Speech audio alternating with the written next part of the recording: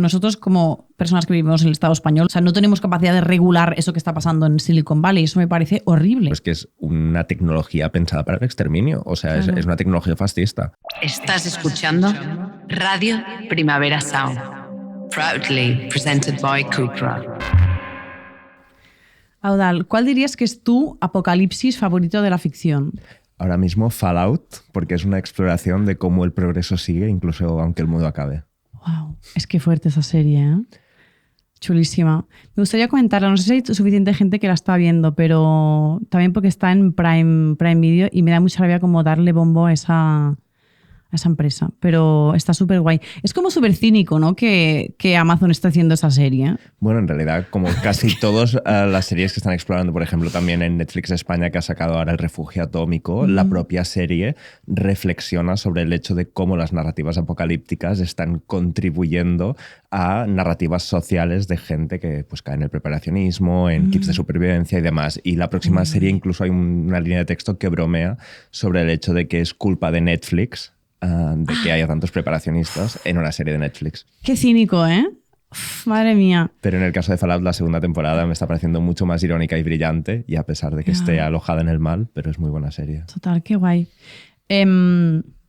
Hablaremos de preparacionistas hoy, por cierto. Un poquito. Bienvenidas a Club de Series, un programa de análisis cultural sobre series icónicas de hoy y de siempre. Soy Esther Ortiz, Killjoy en redes, y en cada episodio charlamos de una serie con una invitada para hablar de lo que realmente nos interesa, que son los arquetipos, las tensiones culturales, los imaginarios, los deseos, en fin, todo aquello que representa y a la vez alimenta la forma como nos pensamos.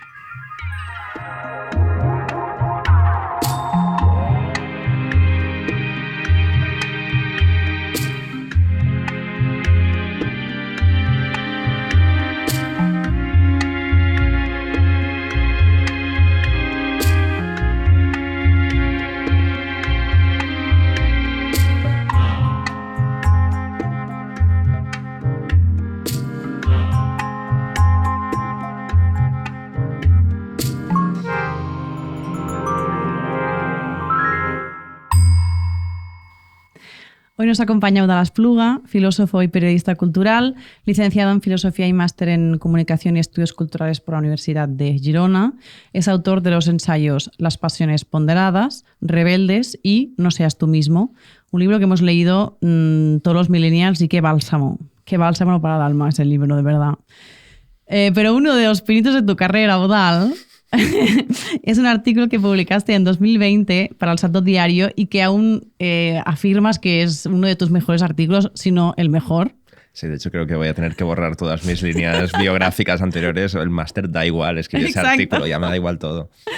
Pues el artículo en El Salto se titulaba La isla de las tentaciones y el capitalismo emocional, motivo por el cual se te invitó a este podcast la temporada pasada, y le dedicamos un programa entero a la isla de las tentaciones porque se lo merece, realmente. Sin duda. ¿No? Bueno, ¿Has seguido? Nos lo pasamos muy bien. Sí, fue diver. Bueno, yo lo pasé un poco mal, porque era en directo y para prepararlo, madre mía, siempre me paso de la raya con la preparación. Soy una preparacionista.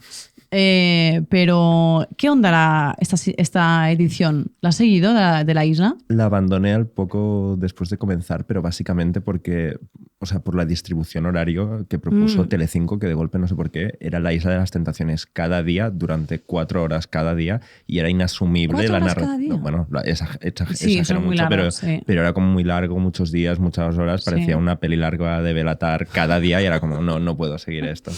Yo lo estoy viendo ya cuando ha acabado y la verdad es que lo estoy disfrutando muchísimo. Y además he liado a mi novio para que se la vea y es una persona que nunca había visto nada de la isla y ahora está enganchadísimo. Y es como, es una mierda, pero no puedo parar de mirar. Efectivamente, eso es lo que es la isla. Yo es que este año he tenido otro vicio parecido que ha sido Love is Blind, la temporada 8ª de Estados Unidos, que normalmente a veces son malitas, vale. Pero la 8ª es absolutamente brillante, todos son super personajes y hay quizá el supervillano más grande de los realities, un tipo llamado Nick, absolutamente delirante, y está muy bien esa temporada, la recomiendo muchísimo. Pues la miraré, porque cuando se acabe la isla necesitaré algo para rellenar el vacío.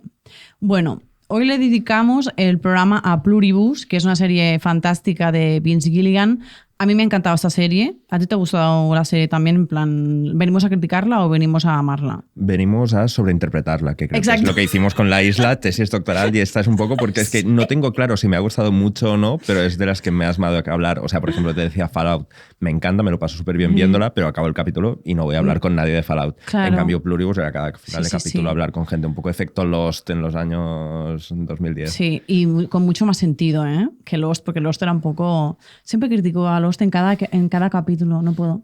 Hay muchísima gente que me ha pedido este programa. No sé si saben que esto está pasando, que estamos grabando este programa, pero creo que van a estar contentas porque me lo han pedido mucho. A mí me ha gustado mucho y me ha pasado lo mismo, que pienso que es una serie que para ser... o sea, que plantea unas cuestiones nada mainstream.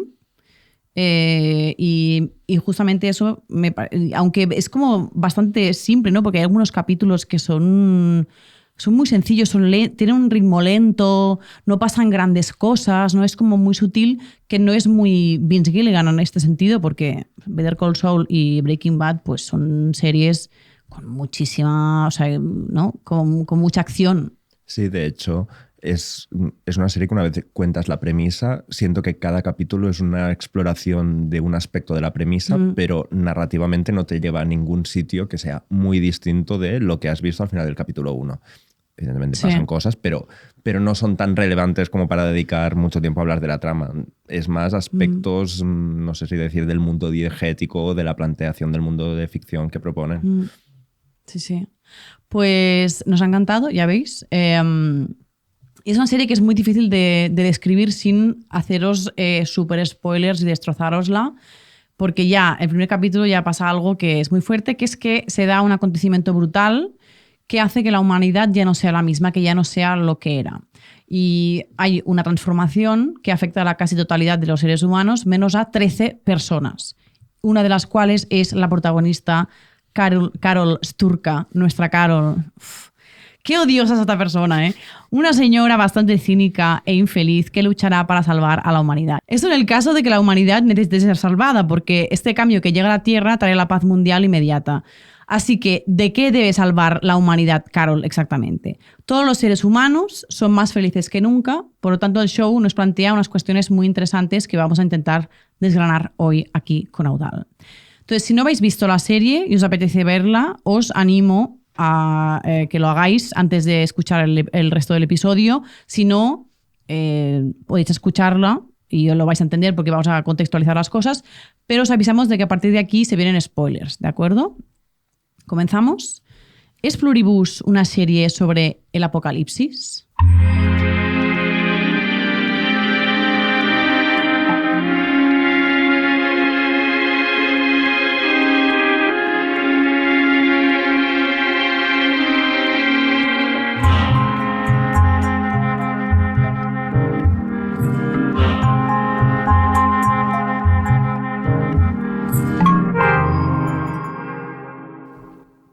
Efectivamente, el acontecimiento es que ha llegado un virus extraterrestre a la Tierra sintetizado por los humanos, por los propios humanos, que, o como no, tenían que ser los humanos que sintetizaran el virus, que ha convertido a todos los seres humanos en una mente colectiva, una mente colmena que contiene todos los individuos en ella y que es pacífica, ecologista por naturaleza. Más que un apocalipsis a lo de Last of Us, es como una pandemia de bondad. Las guerras dejan de tener sentido, se acaba la hambruna, el curso hacia el colapso climático se frena de golpe, los recursos se distribuyen de la forma más eficiente y ecosostenible posible y ya no existe el sufrimiento innecesario como tal entre humanos porque las necesidades básicas están cubiertas, todo el mundo vive en comunidad y armonía y no existe ningún tipo de discriminación. Ahora bien, por otro lado, también es cierto que esta transformación tiene sus inconvenientes. En el momento de la infección mueren 886 millones de personas. Esto es más de la mitad de la población de África. Por mencionar que la mente colmena elimina cualquier tipo de traza de individualidad y de libre albedrío. Y bueno, un pequeño detalle que es que se alimentan en parte de carne humana.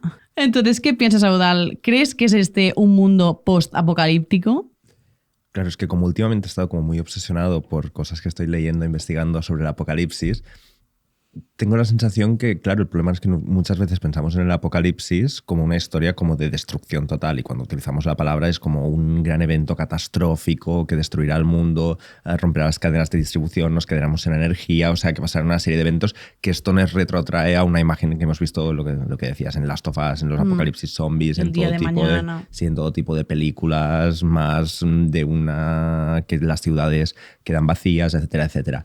Y claro, en realidad, como lo que es propiamente una narrativa apocalíptica, si vamos a lo bíblico, en realidad es una historia de transformación total. En el apocalipsis es verdad pues que se abren los cielos, hay lucha contra demonios, contra dragones, hay plagas, ahí los mares se convierten en sangre, pero al final todo termina en una nueva Jerusalén, en una nueva ciudad.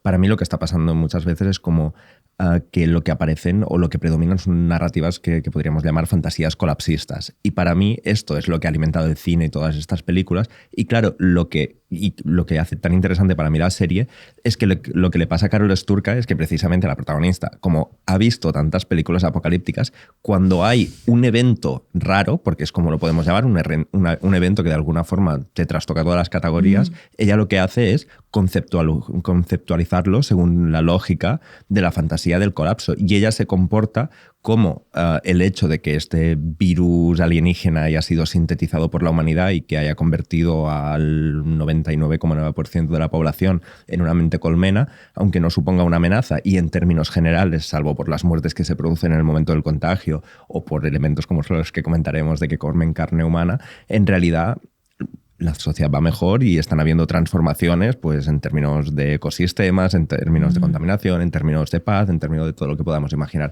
Pero claro, ella intenta como gestionar ese cambio en su realidad a través de estas figuraciones ficcionales del colapso, y por lo tanto para mí es aquí donde las narrativas propiamente apocalípticas son las que convierten la serie en una serie apocalíptica o postapocalíptica, porque es ella que de golpe empieza a comportarse como si estuviera en un apocalipsis zombie, cuando en realidad los alienígenas no van a atacarla, sino que van a preguntarlo: Carol, ¿qué quieres? Carol, te traigo agua, hace mucho sol, seguro que no quieres tomar un traguillo. Y es como, pero ella reacciona como si estuvieran unos zombies saltando la tanca de su casa. Y es precisamente el hecho de que ella se acerque al mundo como un mundo apocalíptico o postapocalíptico lo que creo que convierte la propia serie en una serie que podemos leer como apocalíptica. Pero creo que en este juego de narrativas es precisamente donde está la gracia, como que nosotros tenemos tendencia a ver la serie como la interpreta la propia protagonista, pero nada de lo que pasa en los capítulos, y de hecho lo que decías antes, de que a lo largo van pasando capítulos y narrativamente no es que a nivel de trama o que pasen muchas cosas, creo que coincide bastante bien como estructura formal con el contenido de la serie, porque lo que le pasa a la protagonista también es lo mismo. O sea, hay para ella un supuesto apocalipsis por una invasión alienígena y no pasa prácticamente nada. Todo está bien, cada vez que necesita tomarse una Coca-Cola se la traen bien fresca, si hace falta con un dron y se la dejan en casa. No tan fresca, ¿eh? No tan fresca. No, pues es muy interesante esto que dices de que es la presencia del apocalipsis en el imaginario colectivo, ¿no? A raíz de todas esas ficciones, que es lo que convierte la serie o el acontecimiento en la serie en un apocalipsis, y no que sea un apocalipsis en sí, ¿no? Pero es interesante que podamos plantearnos que esto también puede ser un apocalipsis y que el apocalipsis puede tomar, en cuanto a colapso, ¿no?, de la sociedad, puede tomar muchas formas.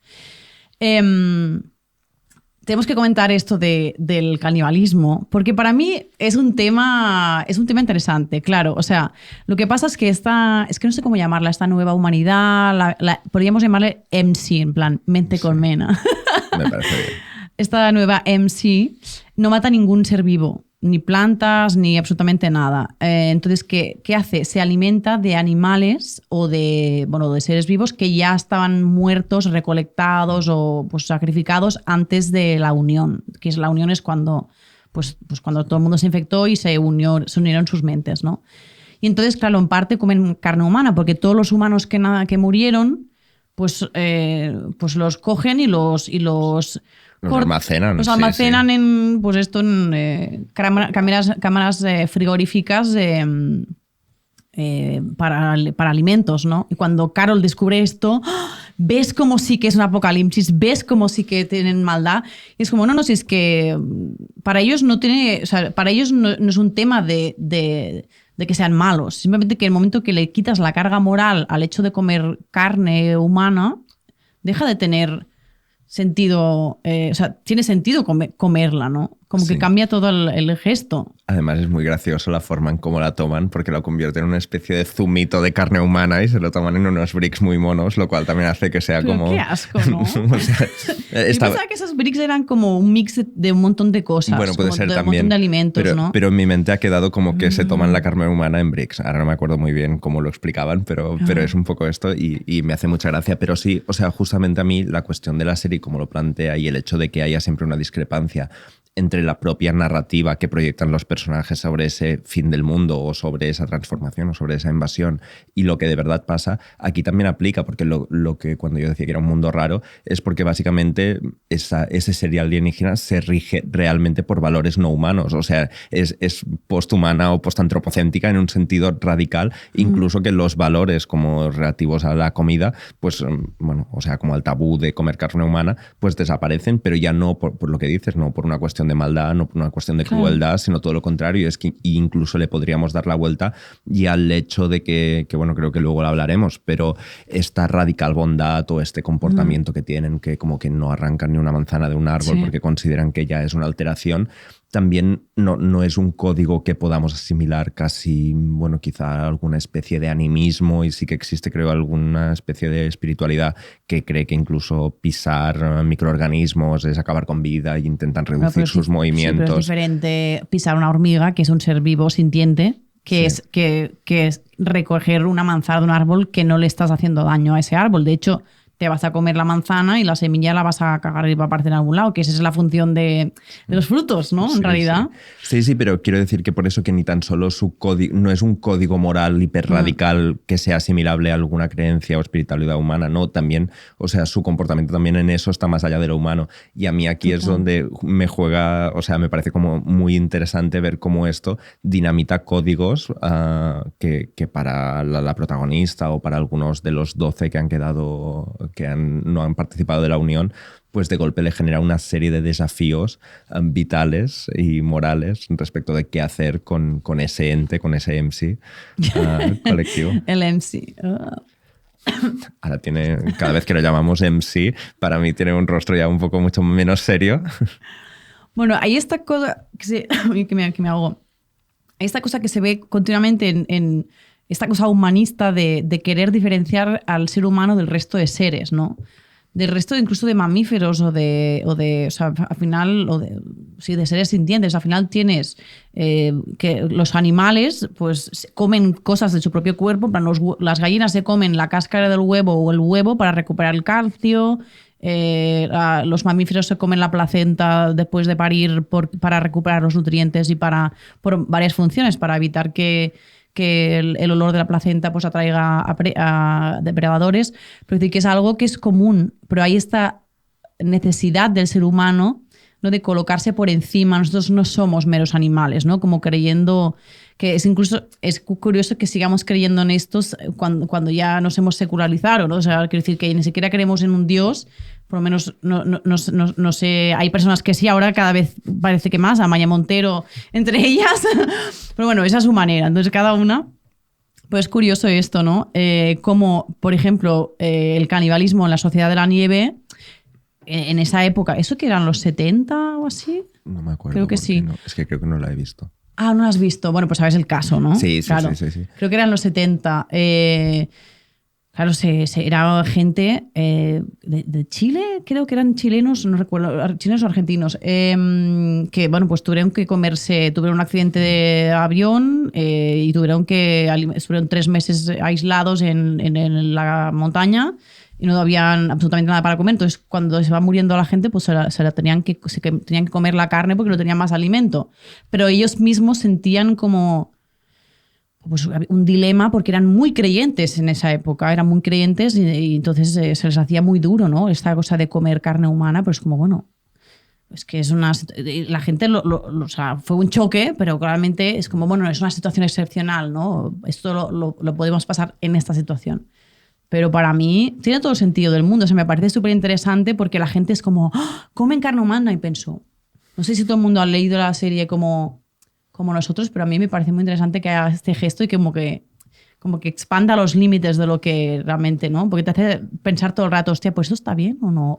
Pues a lo mejor sí, ¿no? No sé, ¿qué onda? Bueno, claro, porque yo creo que lo que decíamos, como en el momento que eliminas como la base de lo que puedes esperar de un sistema ético-moral occidental, pero en general como humanista,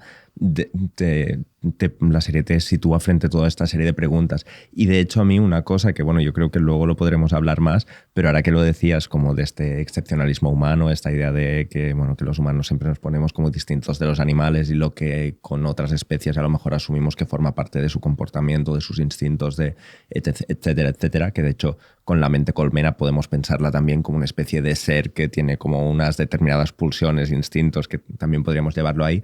Pero a mí lo que yo lo pensaba un poco pensando en venir aquí a hablar de la serie es que en el fondo es una serie que si tuviera que pensar o decir hacia dónde se posiciona, creo que en el fondo hay un compromiso muy grande con el humanismo. O sea, en el mismo tiempo que lo cuestiona, porque lo quita de escena y propone imaginar un mundo en el que casi todo el mundo se ha vuelto no humano a través de esta mente colmena, pues entonces lo que plantea es cuáles son los valores del humanismo, porque bueno, luego creo que ya discutiremos de muchos temas, de cómo plantea pues la cuestión del individualismo, cómo plantea la cuestión de compartir los recursos, de no destrozar o no generar relaciones de opresión ni con los otros, ni con la naturaleza, etcétera, pero al mismo tiempo como marca como muchos debates que podríamos pensar que son sociopolíticos o ecológicos o muchos otros ámbitos, pero en general la serie donde creo que toma una posición es en defensa del humanismo. Pero bueno, creo que es que justo lo has dicho y es una cosa que estaba pensando como yo creo que realmente... Vale. Bueno, luego me cuentas más, que me interesa mucho. Vamos a profundizar en la idea de individualidad como un problema para la humanidad.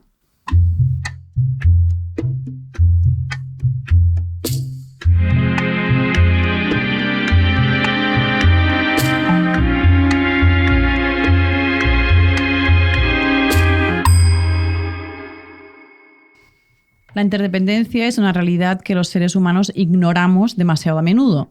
Y es que nada existe de forma aislada, sino que todos los fenómenos, los seres, las cosas y las ideas surgen y existen condicionados por múltiples causas y condiciones. Por lo tanto, todo y todos estamos conectados y dependemos mutuamente unos de otros. Es interesante cómo la serie materializa esta interdependencia de forma literal en esta mente colmena. A mí me interesa mucho esto. Al presentar la mente colmena como algo utópico o casi utópico, ahora después lo comentaremos, la serie te plantea preguntas muy interesantes que rara vez se ven en el mainstream. ¿Vale la pena reconsiderar tu individualidad si con ello se acaban todos los problemas del mundo? La serie te plantea, ¿y si la colmena tiene razón? ¿Y si yo y mi individualidad somos el problema? ¿Tú qué piensas? O sea, ¿tú firmarías una unión de mentes, en plan mente colmena?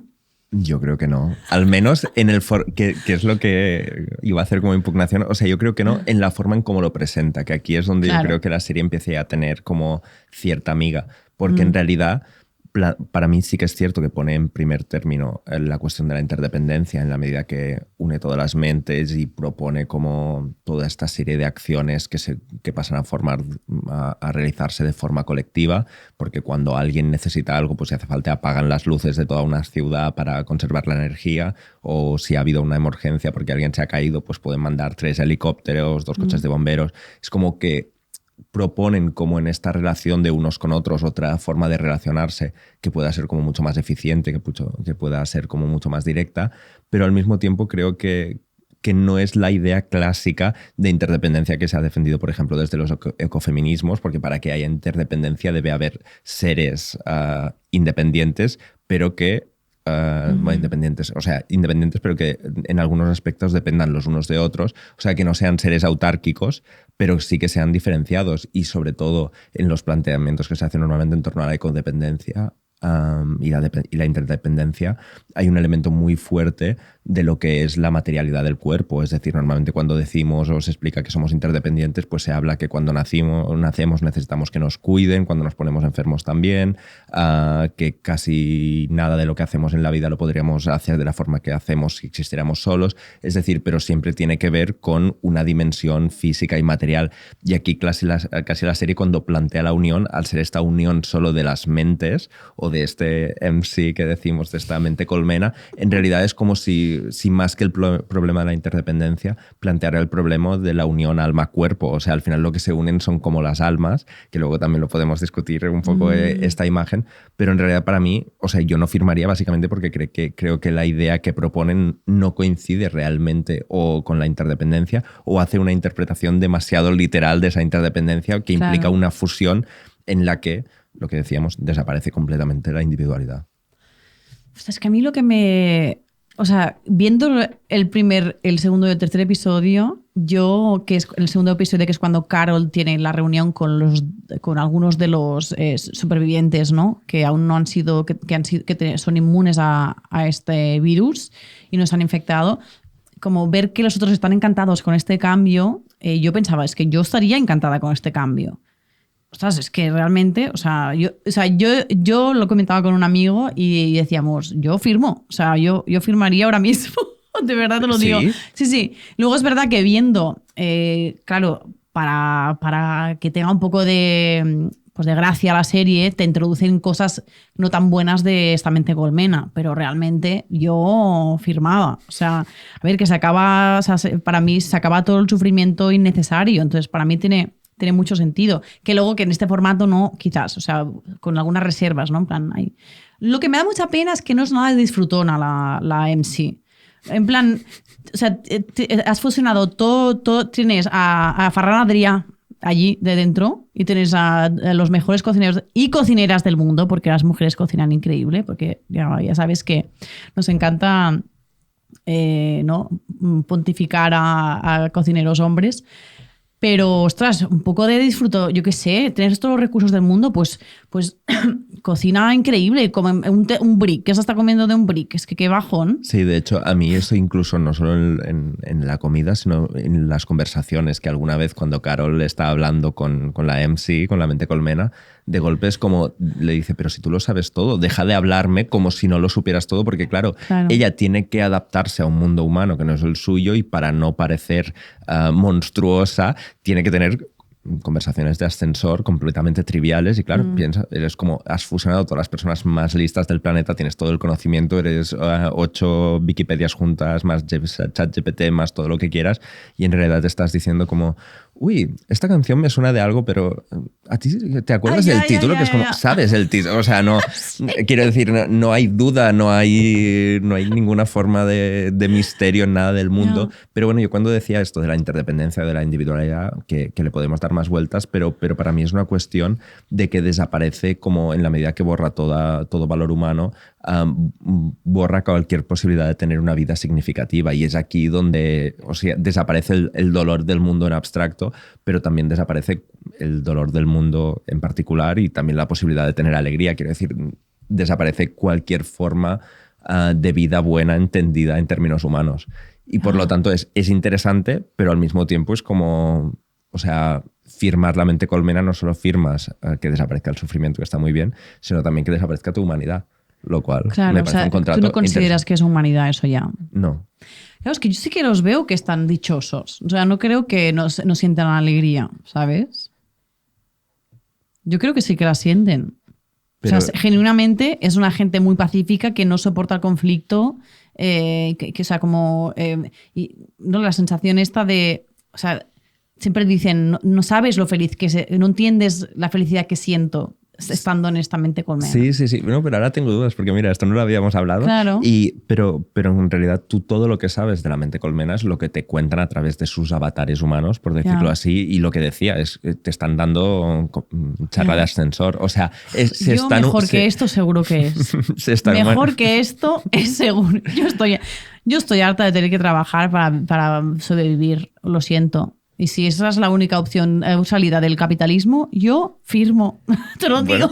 Este es como el realismo. Bueno, es que a mí me gustará como cuando hablamos de imaginarios apocalípticos, ya no es el realismo capitalista que siempre se dice de es más fácil imaginar el fin del mundo que no, sino no es un realismo cósmico. Es decir, es como prefiero convertirme en una especie de virus alienígena que me convierte en una sopa de almas colmena que tener que ir a trabajar, lo cual está bien, pero me genera duda. O sea, ¿hasta qué punto estamos dispuestos como que nuestra imaginación política prefiera como el borrado de todo concepto moral a pensar que podemos escapar de la realidad que tenemos ahora? Lo cual es problemático. Por eso es como un realismo cósmico. Tengo problemas, como puedes ver. Bueno, la serie plantea la individualidad como un problema. La forma en la que entendemos nuestra individualidad, nuestra identidad individual, como si fuera algo completamente autónomo y separado del resto, en realidad nos hace sufrir mucho, porque es contradictorio con esta realidad interdependiente. Estamos continuamente en negación, ¿no?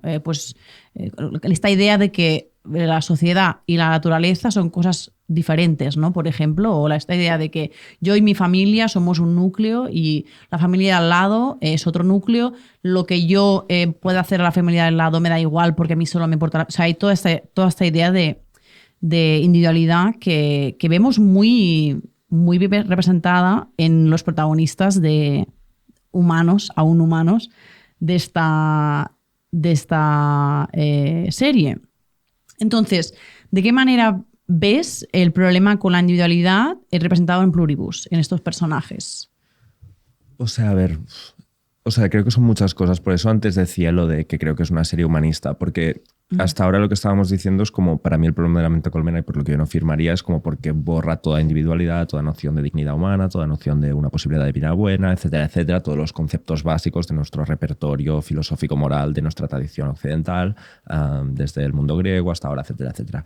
Pero esto es muy distinto de pensar la serie como una crítica al individualismo, ya no a la individualidad, sino al hiperindividualismo. Y creo que aquí luego aparecen personajes. O sea, para mí Carol es muy curioso porque siempre está un poco a que no sabes muy bien si le molesta que hayan desaparecido los individuos en tanto que individuos o que haya desaparecido la posibilidad del individualismo y de tener pues mi backyard, en plan mi casa, no, la mente colmena no entra en mi patio porque estoy enterrando aquí a mi pareja y esto es mi casa, tengo mi whisky, mis cosas y aquí no entra nadie. Que es un poco lo que hace en los primeros momentos, pero hay otros personajes que sí que encarnan más este hiperindividualismo o ese radical individualismo, como es Manusos Oviedo, que es un personaje que para mí es el que encarna mejor o el que y la serie de forma como un poco paródica o satírica la figura del preparacionista, porque es un señor que se nega a relacionarse con la mente colmena, vive como encerrado, le ves todo el día que está como tomando notas, descifrando, pinchando radios alrededor del mundo, haciendo como grandes cálculos como en clave súper conspiranoica, y él decide seguirse comportando como si las normas del individualismo capitalista siguieran imperantes, que tú lo decías, como que te llamaba mucho la atención cuando lo hablamos al principio, antes para ver cómo hacíamos el podcast. O sea, la posibilidad de que este señor siga todo el día queriendo pagar las facturas de cada cosa que coge o dejando notitas y demás. Pero, es como una creencia casi religiosa en el capitalismo, ¿no? Y la propiedad privada, en plan, no, esto... Como si fuera algo intrínseco de la humanidad. Claro. Que es un poco... Es que es justo para mí lo que juega muy bien la serie, que es esta ambigüedad, que es como, vale, desaparece el individualismo, pero desaparece también el individuo, lo cual para mí es como el límite entre dos cosas. Claro. Pero sí, este personaje para mí encarna eso y creo que la serie lo retrata como muy irónicamente y muy bien cuando él decide cruzar desde, no me acuerdo si es el Perú sí, creo que sí, pero decide cruzarse medio América a pie para llegar hasta Carol, hasta el otro personaje, porque no quiere la ayuda de la mente colmena, y de hecho la mente colmena le acaba diciendo cuidado, que hay unas plantas venenosas, que si vas por ahí te vas a pinchar, él no escucha, es como, uy, me van a decir algo, termina evidentemente cayendo en eso y le tienen que ir a buscar con un helicóptero como si fuese como alguien que ha ido a hacer alpinismo cuando han puesto 3 o 15 alertas de que no salgas, que habrá temporal de nieve. Pues es un poco esta figura del preparacionista que ves en el metro con sus mochilas de 7 litros y banderas de Estados Unidos cogiendo el metro en la Sagrera, que dices, muy bien, tranquilo. Para quien no sepa qué es un preparacionista. Bueno, pues un preparacionista es alguien que considera que, bueno, ahora voy a dar una definición como muy, por esto, muy de estar por casa, pero básicamente que como hay una posibilidad más o menos inminente de que la sociedad colapse, ya sea de forma total o parcial, como vimos con el apagón o que puede ser con un gran temporal, pues que deben contar con una serie de recursos y conocimientos básicos para poder sobrevivir en una situación donde no haya electricidad, donde no haya acceso a agua potable y por lo tanto pues este preparacionismo o survivalismo te lleva a tener un entrenamiento físico o incluso físico y de ciertas habilidades como para hacer fuegos en un mechero, etcétera, etcétera, o eso a cargar siempre con una mochila, por eso digo de 7 litros, que bueno, es que seguro que las habéis visto en el metro, porque es que yo ahora... Es que no me fijo nada. Sí, pero miradlo, son unas, además todo el mundo debe comprar la misma marca o así, pero son unas mochilas como bastante gigantes, yo creo que hay gente que las lleva, pero sin llevar los kits de supervivencia. Vale, es lo que te digo. Yo creo que no llevan todos, pero claro, es como... Con la bandera de Estados Unidos. Sí, la mayoría sí, a veces, bueno, como tienden a estar ligados a ideologías de extrema derecha, a veces hay quien sustituye la de Estados Unidos por una de España, o sea que hay un poco un caldo un poco así más ultra reaccionario en torno a eso, pero hay muchas de esas mochilas que claro, lo normal en esta mochila sería pues llevar productos en conservas, cuerdas, o sea, todo baterías, lo que... Sí, radios con pilas, efectivamente. Claro, el personaje de... Hay un preparacionista en The Last of Us. Sí, cierto. Que es, de hecho, claro, yo siempre digo, es una serie muy conservadora, porque aunque hay representación LGTB, eso no quita que sea una serie conservadora, porque efectivamente es un preparacionista gay que ha vivido pues, en el armario toda su vida y se acaba enamorando de otro gay que cae en su... gay o bisexual, no voy a dar por hecho su sexualidad, pero que cae en una de sus trampas. Pero claro, de toda la serie, o sea, de todo ese mundo post-apocalíptico, es el que vive mejor. El preparacionista, porque tiene, bueno, es un tío que estaba absolutamente paranoico y, bueno, pues... Bueno, es que para mí es precisamente cuando ando hacia la distinción un poco entre lo que sería un imaginario apocalíptico, que es un imaginario no de destrucción, sino de renovación, y lo que yo llamo como fantasías colapsistas.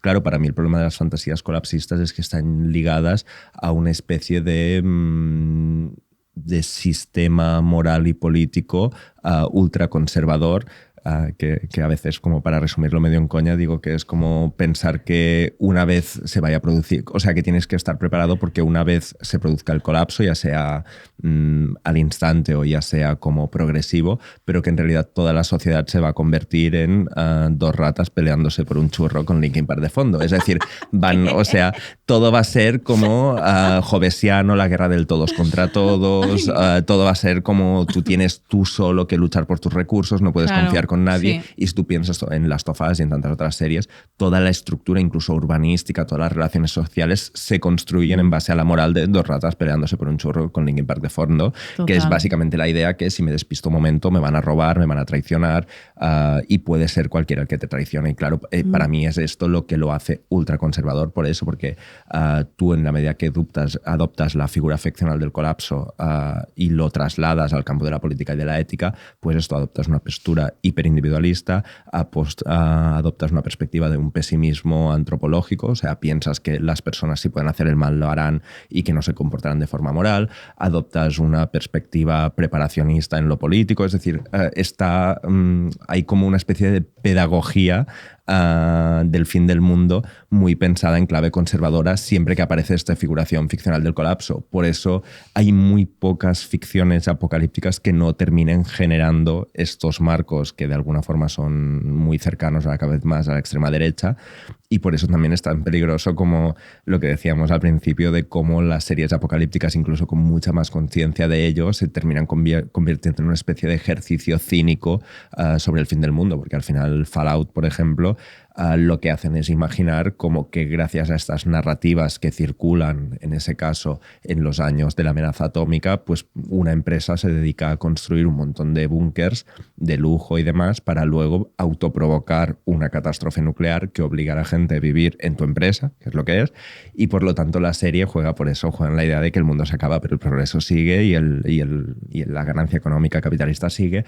Y claro, muchas de estas series adoptan casi una actitud un poco cínica con ello, y por eso me parece tan y tan interesante Pluribus, porque creo que consigue romper con eso, o sea, te pone sobre la mesa un escenario, en este caso sí apocalíptico, pero que mientras que algunos se comportan según las lógicas hiperindividualistas, colapsistas, como Manusos, hay otros que van transitando, como es el caso de Carol Asturca, o hay otros como los que, bueno, de los muchos otros personajes que no hay un seguimiento, pero hay quien se dedica a llevar una vida completamente hedonista, que sería que esto... Sí, es muy curioso, pero bueno, pero esto es... Ese personaje que lía toda la mente colmena para que reproduzca como un plot de una película de 007, de James Bond, y él es James Bond, obviamente, y usa el Air Force One, el avión privado del presidente de Estados Unidos. ¿Qué personaje? Sí, pero de hecho, es muy curioso porque además, bueno, el personaje es divertidísimo, sí. pero creo que también encarna una de estas posiciones, igual que existe como la colapsista de extrema derecha, también en las teorías alrededor del fin del mundo y demás, también autores como Seymour y muchos otros han teorizado lo que se llama la ética del buen morir. Y él de alguna forma acepta que está frente a un escenario escatológico, frente a un escenario del fin del mundo, y él decide que lo que va a hacer es intentar conseguir el máximo de placer o buscar la forma más feliz, más placentera de llegar al fin de su vida, porque algún día terminará convirtiéndose también en parte de esa mente colmena o terminará muriendo, pero en lo que le quede de vida se dedicará a, en vez de intentar cambiar las cosas o de estar preparado o de sobrevivir o de luchar contra... Resistirse. No se resiste, se entrega hedonísticamente al placer. Total. Y lo cual lo hace un personaje muy interesante también. No hemos comentado esto, pero la mente colmena quiere convertir a Carol, pero ella se resiste, obviamente, ella no quiere. Y en principio no pueden convertirla porque tendrían que tener su consentimiento para poder sacarle como líquido espinal o bueno, si no sí, sé exactamente. O sea, le tenían que hacer una punción lumbar y ella pues no quiere. Pero entonces lo que nos preguntamos al final de la serie es si la función de Josiah, que es como la encarnación del personaje de la novela, de la protagonista de la novela de Carol. No hemos dicho, es que claro, una de las cosas más divertidas de todo es que Carol es escritora de novelas de ciencia ficción. Bueno, de ciencia ficción no, de erótica, fantasía erótica, sí. Y además que no le gusta lo que escribe, sabe que escribe basura y está como muy disconforme y enfadada con el mundo. Y al principio además es lesbiana y tuvo que convertir su personaje, el personaje principal, que era una tía, en un tío. Entonces aquí como que la mente colmena le envía a Josiah, que es como la personificación de este personaje en femenino, y se enamora de ella, obviamente. Y entonces, claro, lo que te preguntas es... ¿Cuál es la función de Josiah en todo esto, ¿no? O sea, simular una cercanía, una relación cercana, igual que las personas que el resto de personas humanas que no han podido ser infectadas, la familia de ellos sigue como a su alrededor performando como si fuera su hijo, su marido, como performando ese personaje, ¿no? Sí, es que a mí de hecho muchas veces también es como pensar esta mente colmena o este ente ya fuera de pensarlo ya más allá de la mente colmena, esta entidad alienígena de alguna forma se expande por la Tierra y que tiene esta voluntad completista de conseguir reducir toda la humanidad a lo que sea esta entidad. Claro, lo que hace es como expandirse precisamente como un virus o incluso como un organismo y para mí estos son casi como si fuese una planta carnívora que desarrolla trampas para que los seres humanos se posen en sus mieles, por decirlo así, para comérselas. Y claro, y va escogiendo según la persona como tiene la capacidad de leer, digamos, gracias a toda la humanidad que ha unido, que ha absorbido, tiene la capacidad de leer psicológicamente a las personas que quedan vivas, pues claro, a Manusos pues le ofrece sus fantasías preparacionistas, al personaje del Air Force One pues le ofrece su harén de esclavas sexuales y todo lo que para él puede ser, y su película de James Bond, y en cambio a Carol le ofrece esta relación tortuosa con la falsa protagonista de su novela. Pero al final para mí, y es muy curioso, por ejemplo, es que antes cuando decías de las esclavas sexuales yo pensaba por por eso todo el rato pienso, es que claro, nosotros lo que sabemos es lo que la mente colmena dice, pero no sabemos, bueno, sabemos que siempre dice la verdad, porque no puede decir mentiras, pero puede decir verdades que le interesa y que no. Y por ejemplo, la relación con el consentimiento es muy interesante, porque el señor Consuarén dice, no, pero todas me dan su consentimiento. Y luego también la entidad, la mente colmena, necesita el consentimiento de las personas humanas para poder experimentar con ellas, para ver y entender. Punzar, o sea, para poder pincharlas, pero como Carol se congeló óvulos y tienen esos óvulos, con eso ya pueden hacer el mejunje para convertirla. Entonces ahí está la cosa, ¿no? Esto es lo que... Claro, pero para mí sí que la función de Sosha y de todos los personajes, o sea, de todo el desarrollo con apariencia humana que ofrece esta mente colectiva, siempre para mí está pensado eso como una trampa, como una flor para conseguir que la polinicen. O sea, es que no es más que eso. O sea, yo la veo como un organismo que se expande. Claro. O sea, todo esto o sea, lo que yo me pregunto es esto, ¿es genuino o es un subterfugio, una forma de... Exacto, de manipularla. Y esto nos hace pensar en dos novelas distópicas en las que los que forman parte de la resistencia se deben someter a este orden, ¿no? 1984 de George Orwell y Un mundo feliz de Aldous Huxley. En 1984 el protagonista es forzado y torturado para que se someta y se entregue a esta ideología, ¿no? Pues hegemónica y que ame al gran hermano, que es muy violento, ¿no? Pero en Un mundo feliz los personajes son seducidos a través de un sistema que les provee felicidad constante.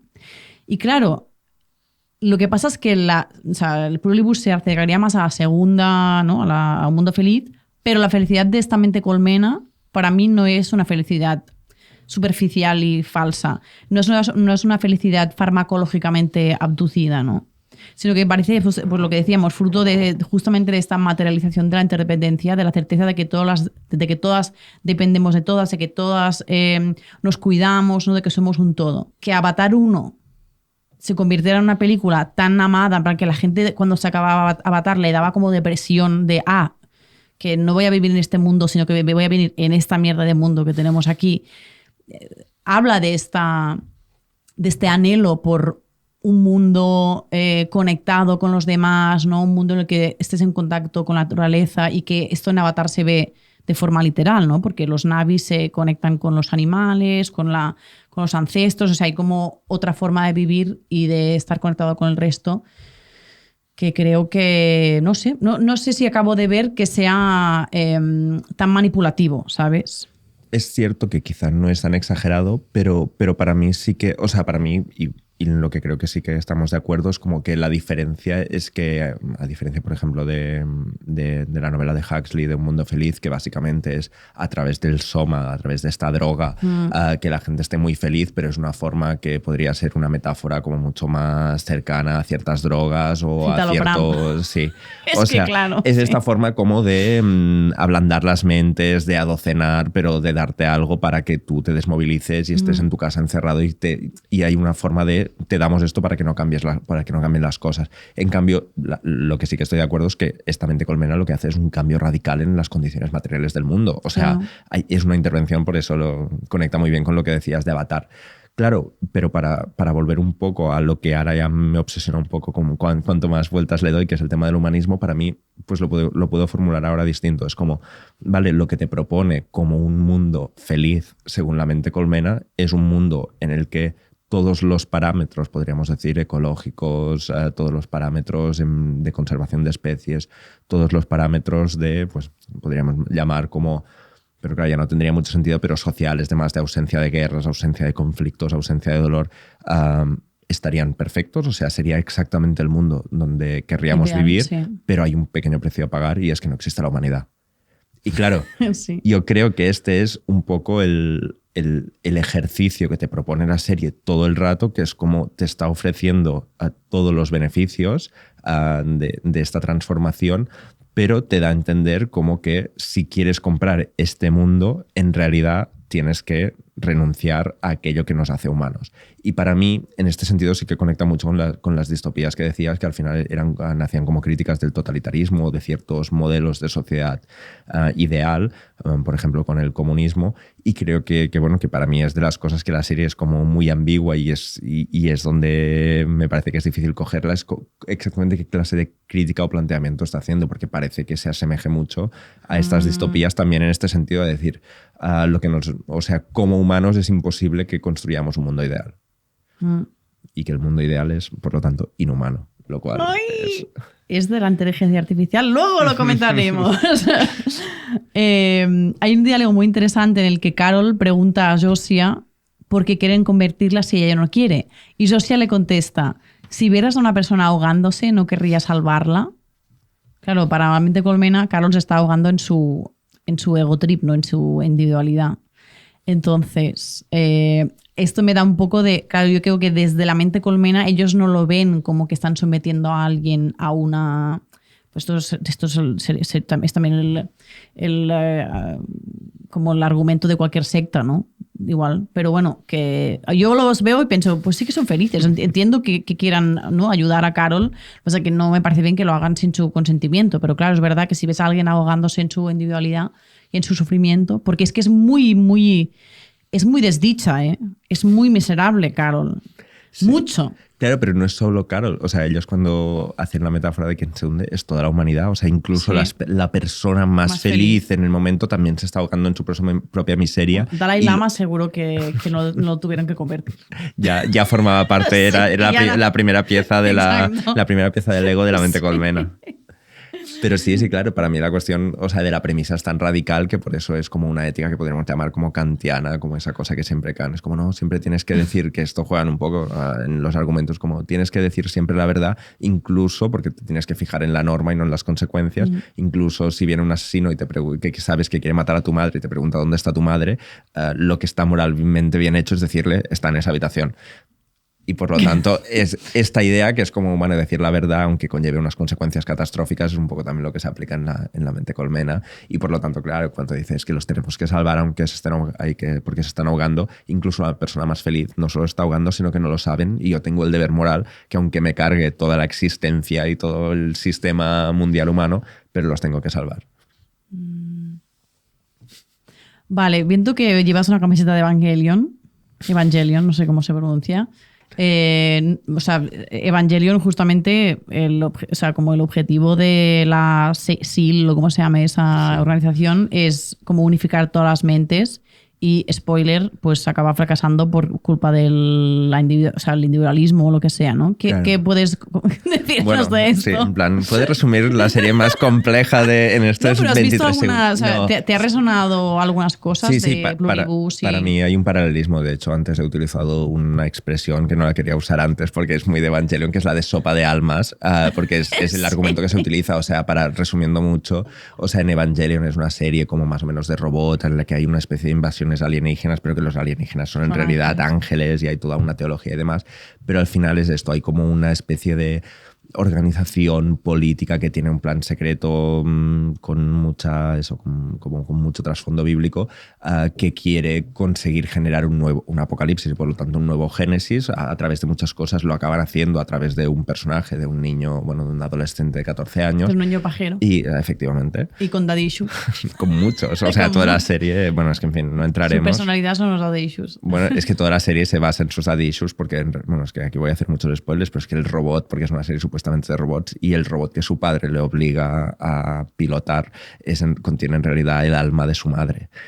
Y sí, claro, es que es como todos son muy daddy issues. Eso no lo entendí yo, y se enamora de una clon de su madre. Sí, claro, no, es que todo es... Se pajea. No. Es otra. Vale. Pues se pajea de una y se enamora de otra. Perfecto. Pero bueno, pero precisamente para mí todo esto que la serie como coloca como este personaje con muchos conflictos, con muchas problemáticas, sobre todo en relación con el deseo sexual hacia las mujeres, y al final hay un momento en el que sí que esta entidad política consigue que haya este momento de apocalipsis en nuevo Génesis en el que quien tiene la llave para cambiar el mundo es este chico y tiene que escoger entre una sopa de almas en la que se fusionan todos en una mente colmena y en la iconografía que hay en la serie te proponen como que aparecen todas estas chicas de las que está enamorado o por las que se siente sexualmente atraído, diciéndole me voy a fusionar contigo, voy a estar contigo, nunca más habrá rechazo por parte de estas mujeres y de estos personajes, también de su padre diciendo que bien haces las cosas. O sea, claro, es un mundo en el que no vas a tener nunca más dolor, pero no vas a existir, o sea, no va a existir la humanidad. Y al final tiene que escoger entre esta vía, que a mí me parece como una vía como gnóstica, de una serie de creencias, como que la felicidad está en escapar del mundo, del cuerpo material, que un poco para mí está muy encarnado en Pluribus, o bien la decisión de no. El apocalipsis conlleva que vuelvan a hacer todo el mundo y que por lo tanto estés expuesto al dolor, al rechazo, a que tu padre no te haga caso, etcétera, etcétera. Y al final, bueno, la serie, ya hemos hecho tantos spoilers que da igual, pero quiero decir que la serie, el personaje termina abogando por un mundo en el que se conserve el dolor y siga habiendo rechazo, porque es el único mundo en el que podrá seguir habiendo dignidad y podrá ser realmente feliz. Y eso tiene que decir un niño de 11 años. Bueno, 12, 14, no me acuerdo cuánto tiene, pero sí. Pero pues bueno, pero ahí es... que está puber total. Pero hay este elemento como de la sopa de almas que allí se expresa como muy gráficamente. Y para mí Pluribus es una sopa de almas más que... Por eso yo te decía lo de la interdependencia, porque en realidad los cuerpos poco importan, porque en realidad hay una mente que va operando por ahí y la mayoría de los cuerpos de los millones y millones de humanos pues los tienen, que bueno, luego diremos algo, pero los tienen ahí como casi en almacenes. O sea, no solo los muertos, los vivos también están para gastar el mínimo de energía, pues me los imagino a todos sentaditos o tumbados en algún sitio y es como no tienen nada que hacer esos cuerpos. O sea, lo único que importa es la mente. Por eso decía como que no es tanto la interdependencia o que tiene una forma muy curiosa de interpretar la independencia solo de esta idea de la mente. Es verdad. Aún así, hay este episodio en el que vemos la conversión voluntaria de Kusimayu, que es una de las 13 personas inmunes al virus, y ella no tiene tanto problema con esta humanidad mente colmena, porque ella vive en una comunidad en las montañas de Perú y su percepción cultural del individuo es muy diferente de la nuestra. O sea, es una persona que vive o sea, como no vive con su familia, sino que vive con su comunidad. Todo se hace de forma colectiva, ¿no? Es una forma muy distinta de la nuestra, entonces no tiene tanta resistencia a la hora de convertirse, ¿no? A mí me parece, por lo menos como me parece guay que se planteen en la serie pues estos diferentes personajes que según su bagaje cultural pues tienen una idea diferente, una percepción diferente de la mente colmena o de la idea de pues vivir en comunidad literal, o sea, literalmente claro, y por forma parte de una MC.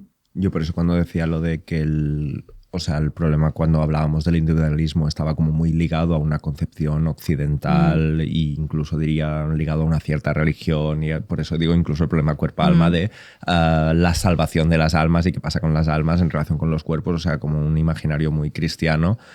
Porque claro, si nos vamos porque bueno, en la serie tampoco lo explican mucho, pero parece como que pertenece a una comunidad con creencias indígenas y demás. Sí. Y claro, si vamos a los pensamientos indigenistas y a otras cosmovisiones, al final, digamos, casi la premisa de la serie deja de tener sentido. Claro, ella está encantada porque es como a nosotros es como, muchos problemas morales y sobreanalizamos y tal, pero solo porque partimos de una serie de elementos cosmogónicos que nos hacen pensar que un cambio de este tipo en el que la individualidad no es como la entendemos nosotros como un pilar sagrado de la forma como estructuramos las sociedades, pues entonces lo vemos como un apocalipsis, un colapso, pero para ella es como una vía fantástica tampoco lo exploran mucho, pero sí que lo que decías coincide completamente con su forma de vida, con sus creencias, incluso con su ontología, con su metafísica, no sabemos porque no lo explican. Con el entorno.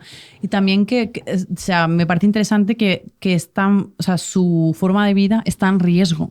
Porque los pueblos originarios están en riesgo porque hay un imperialismo de la forma de hacer occidental, ¿no? Que es como que va colonizando el resto y que cada vez pues hay como más quedan reductos de formas de vida o de formas de vivir de los pueblos originarios. Entonces, claro, yo creo que para ella está mucho más cerca la forma de vida de la mente colmena que la forma de vida que le está acechando, ¿no?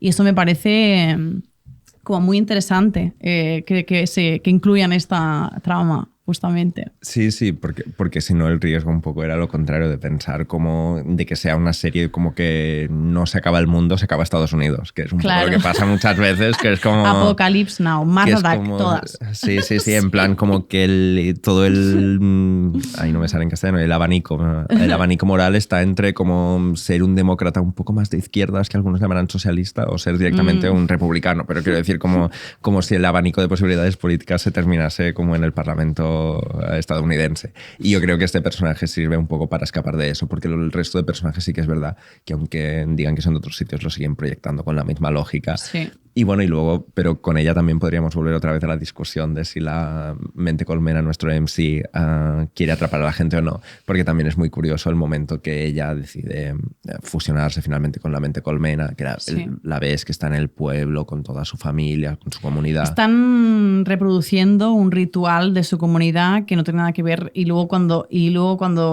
se convierte, recogen y se piran del pueblo. Claro. Porque no es eficiente estar allí, ¿no? A nivel de recursos. Sí. Pero Qué dolor. Claro, pero visto desde la perspectiva de o sea, lo que decíamos antes del respeto que tiene esta entidad no humana por los valores humanos. O sea, aunque hay alguna que parece que coincida más, como decíamos, con lo que propone la mente colmena, en realidad para ellos solamente le montan un resort, le montan una especie de de gran engaño, de parque de atracciones en las que imitan sus rituales, y una vez han conseguido que se fusione con la mente colmena, e incluso eso deja de tener sentido. Total.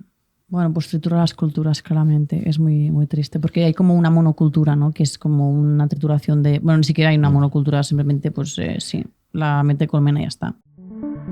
Hola, somos Inés y Paula, del podcast Punzadas Sonoras. Nos hemos colado por aquí. Aunque seguro que lo que estás escuchando es una maravilla, porque estará producido por Radio Primavera Sound, queríamos invitarte a escuchar Punzadas Sonoras, un podcast en el que reflexionamos sobre filosofía, cultura y literatura de manera rigurosa y amena. Nos vemos por allí. Besos. ¿Es el mundo de Pluribus una utopía?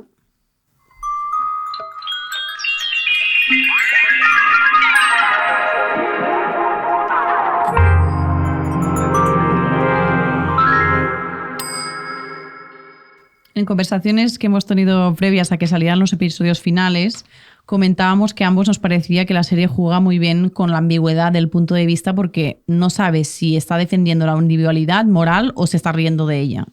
En realidad se puede hacer una lectura de la serie en muchas direcciones ideológicas. ¿Es una crítica progre al autoritarismo? ¿Es una defensa libertaria del individuo? ¿O un ataque conservador contra el utopismo comunitario? Entonces, hablemos de esta ambigüedad, porque ya lo hemos comentado, pero una vez acabada la primera temporada, ¿te decantas por alguna de estas direcciones ideológicas? Antes has dicho que es una serie humanista.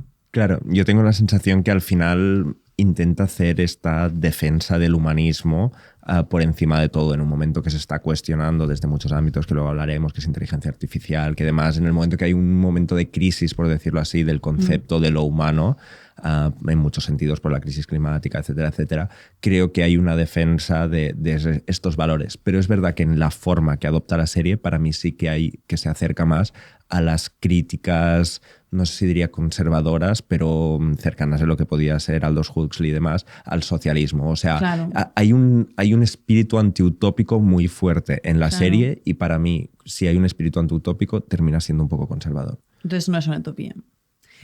Claro, es que quizás la clave de todo esto está en la forma en la que se representa como el igualitarismo en la serie, ¿no? Y justamente muchas ficciones distópicas se han creado expresamente desde la derecha para generar miedo y rechazo hacia el socialismo, hacia esta idea de igualdad, ¿no?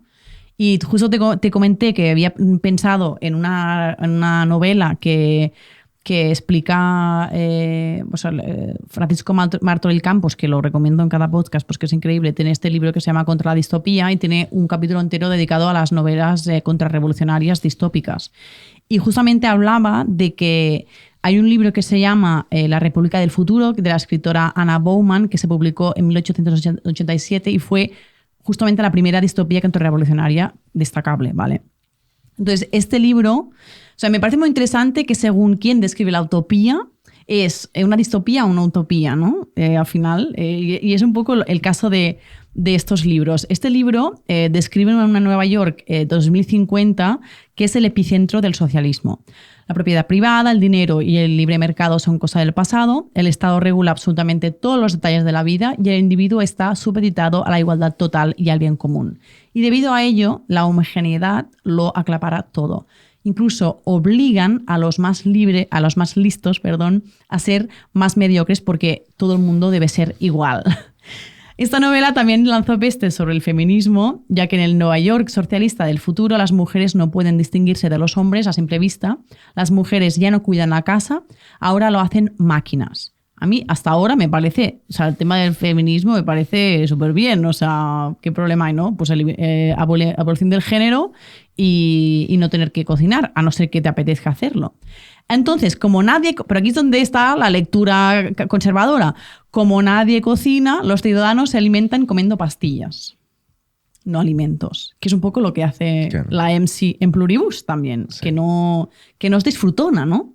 ¿Por qué tenemos que pensar que escenarios igualitarios son no disfrutones? ¿Por qué tenemos que pensar que la gente que quiere vivir en igualdad no es disfrutona? Claro, para mí es lo que hace la serie que sea como claramente no, pero más antiutópica o que se acerque a estos modelos de representación reaccionaria de una imaginación no capitalista, porque al final lo que está diciendo es como una sociedad que no esté organizada según la lógica del supermercado, que esto, los que habéis visto la serie, se ve, hay una escena que es muy evidente en la que la protagonista quiere ir al súper y se encuentra que la MC ha desmantelado completamente el supermercado y porque no es una forma eficiente de redistribuir los recursos ni de acceder a ellos y todo. Y claro, pero por contraposición, lo que te va diciendo la serie, aunque de forma no muy explícita, pero que te va dejando pequeños rasgos, al menos yo lo veo así, es como que una vez renuncias al modelo de supermercado o a la sociedad capitalista neoliberal en la forma que sea, pues lo único que te queda es esto, una sola interpretación del igualitarismo que implica pues esto, la alineación por lo bajo, como decías en la utopía, como los más listos que sean un poco más tontos, porque si no de esto. Y un sitio en el que nadie disfruta, en el que nadie destaca, en el que no hay creatividad porque todo es gris, y creo que todas estas distopías juegan un poco a construir este relato. Y en Pluribus lo comentamos, hay alguna escena como por ejemplo cuando vemos que duermen en una especie de estadio municipal o así, que yo te hacía la broma que me parecía como la imagen que te presenta de la gente tirada, los cuerpos, porque son cuerpos con una sola mente, tirados allí para dormir de la forma más eficiente posible, en sacos de dormir y estoras en el suelo, pues al final parece que sea un campo de refugiados y es como el ideal socialista de la mente colmena es en realidad gente durmiendo en un pabellón como si hubiera habido una gran tragedia, una inundación. Tío, pues bueno, la gente a dormir en hoteles o yo qué sé, o pon camas como Tempur, ¿sabes? Colchones Tempur que ya están fabricados, solo tienes que unirlos allí. Bueno, o imaginar, o sea, realmente. No, pero para mí el problema es esto, como que cuando decimos que no hay una imaginación alternativa es porque ellos siguen representándose cómo vivir en un mundo que antes era capitalista y que ahora ya no es nada. Y en el fondo la serie te está diciendo, o sea, quizá no tan explícitamente, pero si vamos a un modelo de decrecimiento, pues ¿qué nos queda? Pues dormir en pabellones y bueno, pues una pastillita y un brick de animales muertos que nos quedaban por ahí sueltos. Y es como, y para mí es donde hay el elemento como bastante reaccionarillo de la serie. Hay otro librillo que se publicó después que se llama Diario de un operario socialista, ¿te suena este? De Eugen Richter, alemana, que en 1891 se repartía gratuitamente entre los trabajadores de las fábricas. Tuvo un éxito arrasador que piensa que cuando se tradujo al español ya estaban por la edición 280 y pico en Alemania. O sea, muy fuerte. Entonces el éxito de la novela o del librillo se dio a un truco retórico, que es que el protagonista no era un cínico de derechas, ¿vale? Sino que era un marxista que de repente se quedaba completamente decepcionado y traumatizado al ver que cuando el socialismo se ponía en práctica se convertía en un estado totalitario que eliminaba cualquier taza de individualidad. Entonces, claro, esto lo hicieron súper bien, ¿no? Porque era como... Y de hecho, el protagonista termina su relato con esta frase, dice: es posible que todo esto esté muy bien imaginado en la teoría, pero es seguro que la felicidad no trae. La humanidad no se puede llevar como un rebaño de ovejas.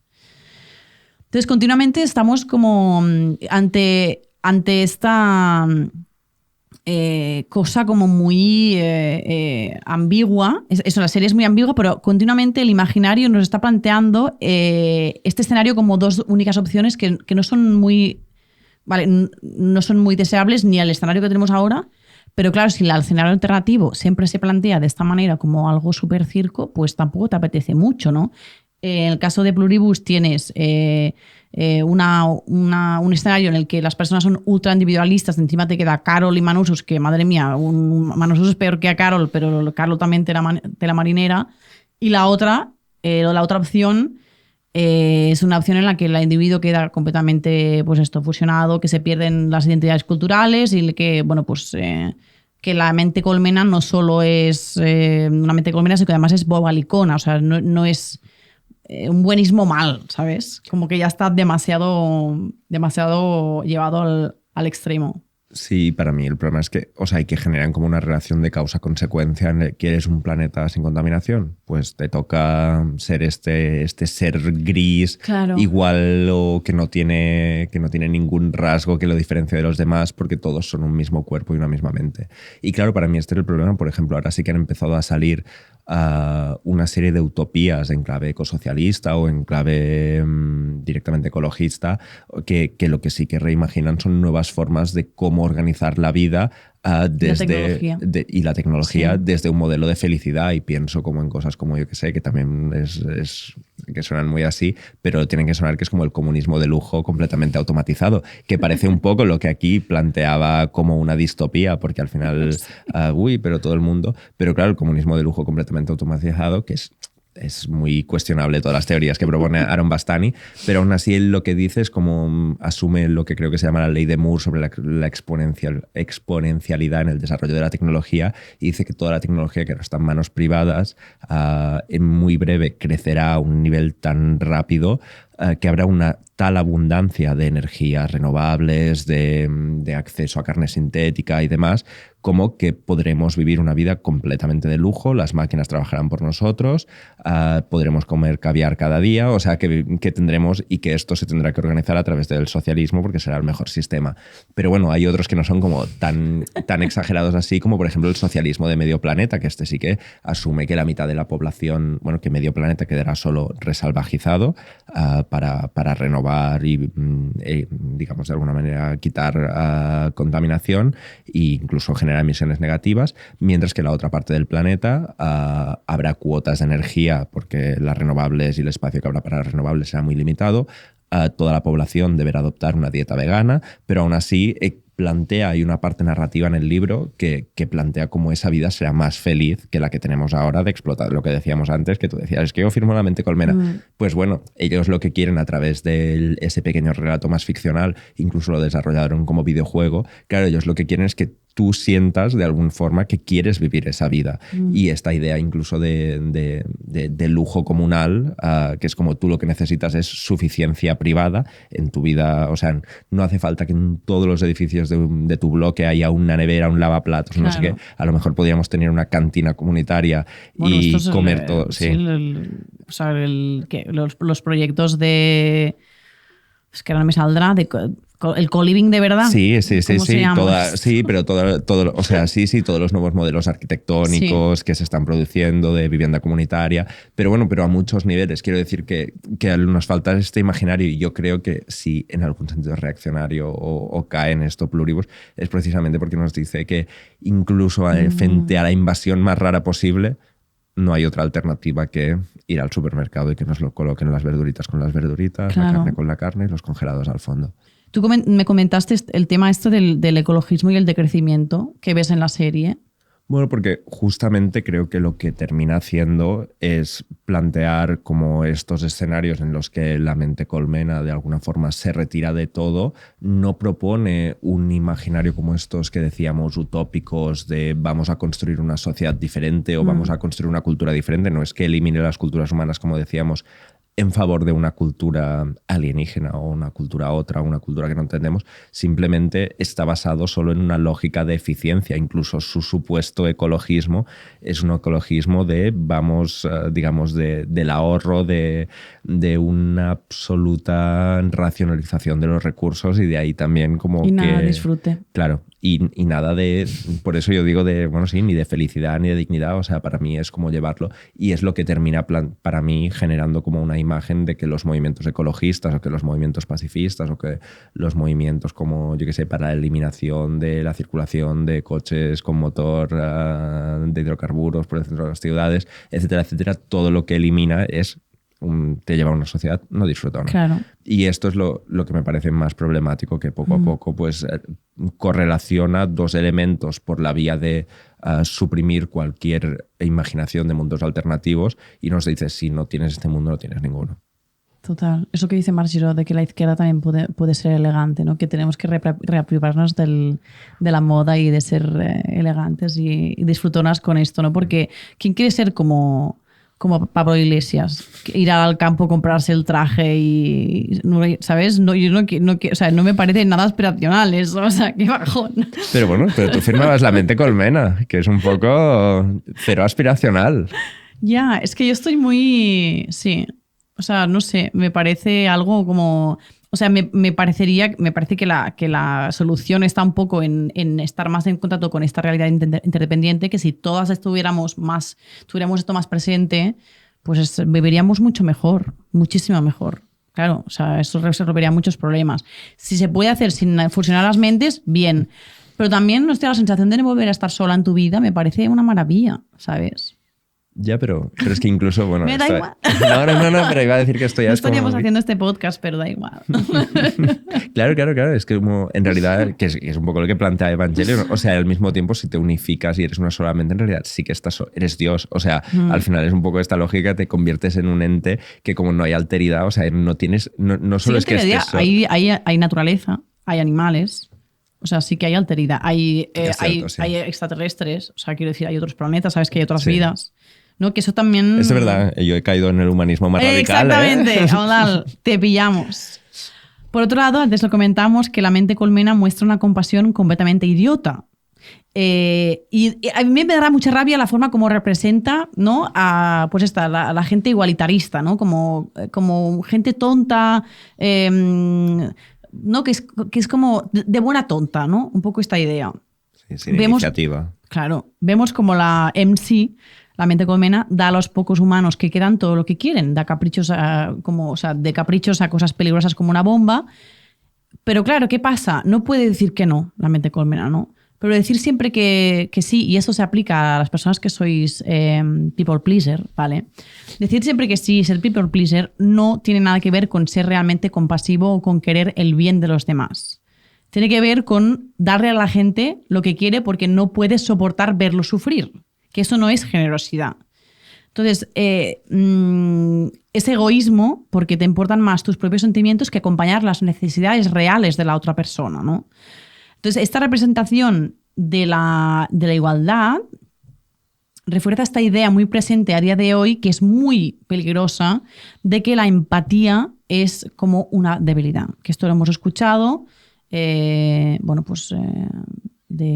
Trump, de la boca de Trump, lo hemos escuchado de la boca de Elon Musk, de la mayoría de los tech billionaires de Silicon Valley. O sea, ellos ven que también tiene mucho que ver con la masculinidad, pero esto ya es un tema para otro día. Ven la debilidad, ¿no? la empatía, la compasión, el querer a los demás, querer que los demás estén bien, se ve como una cosa como idiota, bobalicona, ingenua, ¿no? Sobre todo ingenua, como, ay, es que no sabe de lo que va la vida, ¿no? Por tanto, bueno, pues esto es un tema que a mí creo que obviamente tenían que introducir alguna cosa para que hubiera pues chicha en la serie, porque si fuera una Mente Colmena increíble, pues entonces no tal.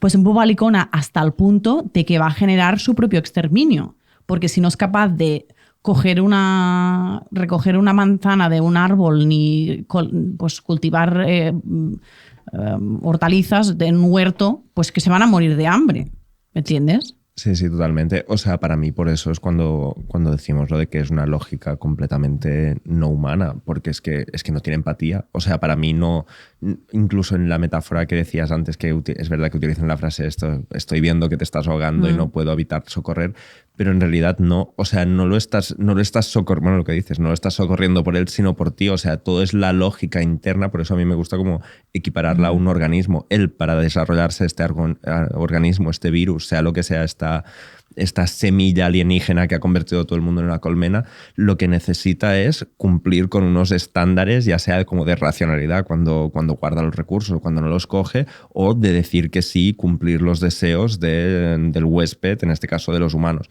Y por lo tanto no se sale de ahí, pero no lo hace por un reconocimiento de, bueno, lo que decías, como de los deseos reales del otro o de sus reales, necesidades, sí. sino que lo hace solo porque es como tu imperativo biológico es decirle la verdad, cumplir lo que quiere. Eso es lo que no me gusta, que la mente colmena, o sea, su cosmología y sus valores no pasan a ser los valores de todo el mundo fusionado, sino que hay un imperativo biológico que viene del virus extraterrestre, ¿no? Que esto nos toca hablarlo porque tenemos que hablar de extraterrestres.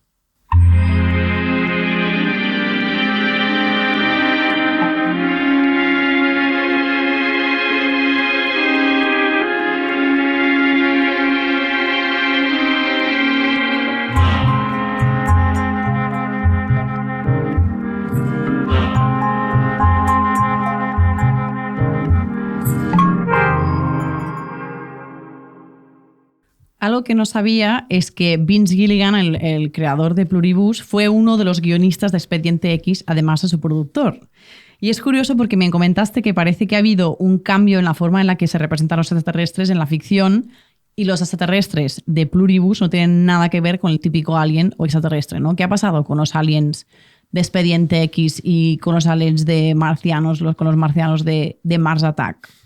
Bueno, es que esto, o sea, en realidad no fue idea mía, fue Noelia Ramírez, que es inteligentísima y hizo un artículo muy guay en El País en el que hablaba de este cambio, pero sí que es verdad que muchas veces se ha analizado cómo las ficciones en torno a los alienígenas y a los extraterrestres ha sido casi siempre, muchas veces, una metáfora política, ya sea por el planeta rojo y que por lo tanto eran los comunistas que venían, esta invasión. Total. O sea, siempre han tenido esta lógica y muchas veces también siempre se ha planteado desde la amenaza y como por lo tanto había esta lógica como de choque de civilizaciones.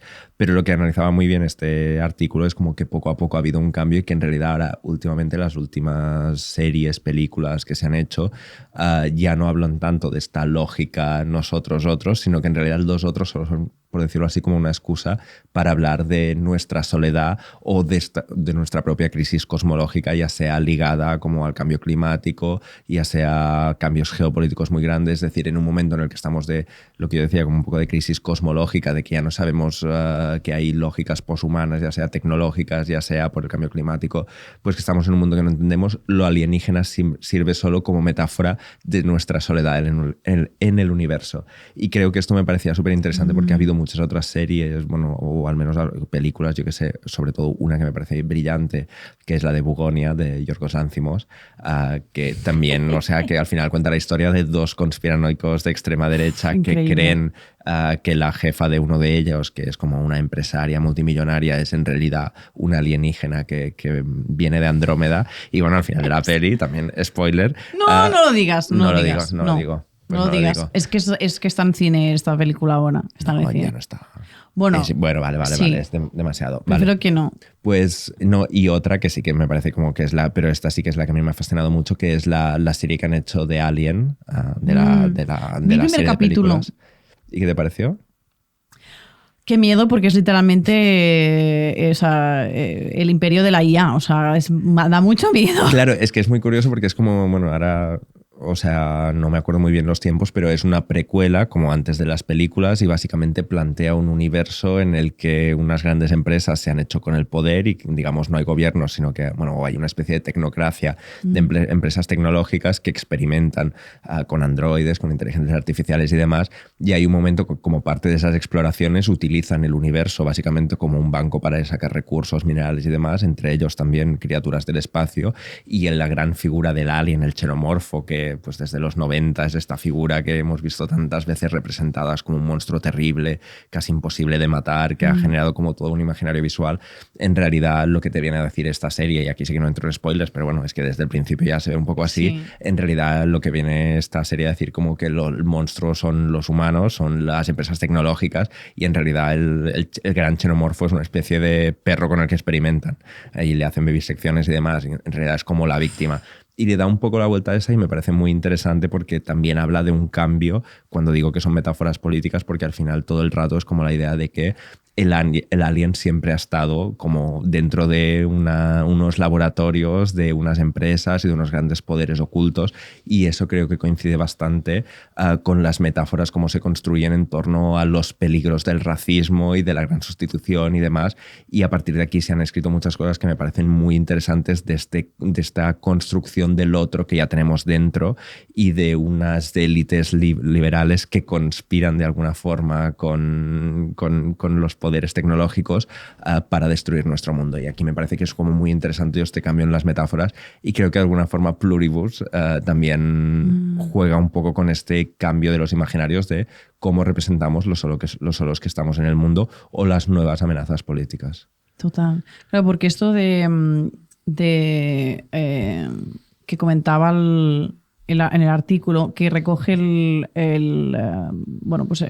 libro este de Pepe Tesoro que publicó en 2014, que se llama Los mismos malvados de siempre, una teoría de las teorías de conspiración, que dice esto de que con esta enorme aceleración tecnológica e inestabilidad política, personajes como Elon Musk o Peter Thiel, compañías como Palantir, la crisis climática y el genocidio en Gaza, han devuelto a nuestra imaginación el lado más oscuro del progreso técnico. Es natural, dice, que regresen las fábulas de alienígenas, pero ya no se representa a la especie humana como un sujeto colectivo heroico, unificado y al que merece la pena salvar.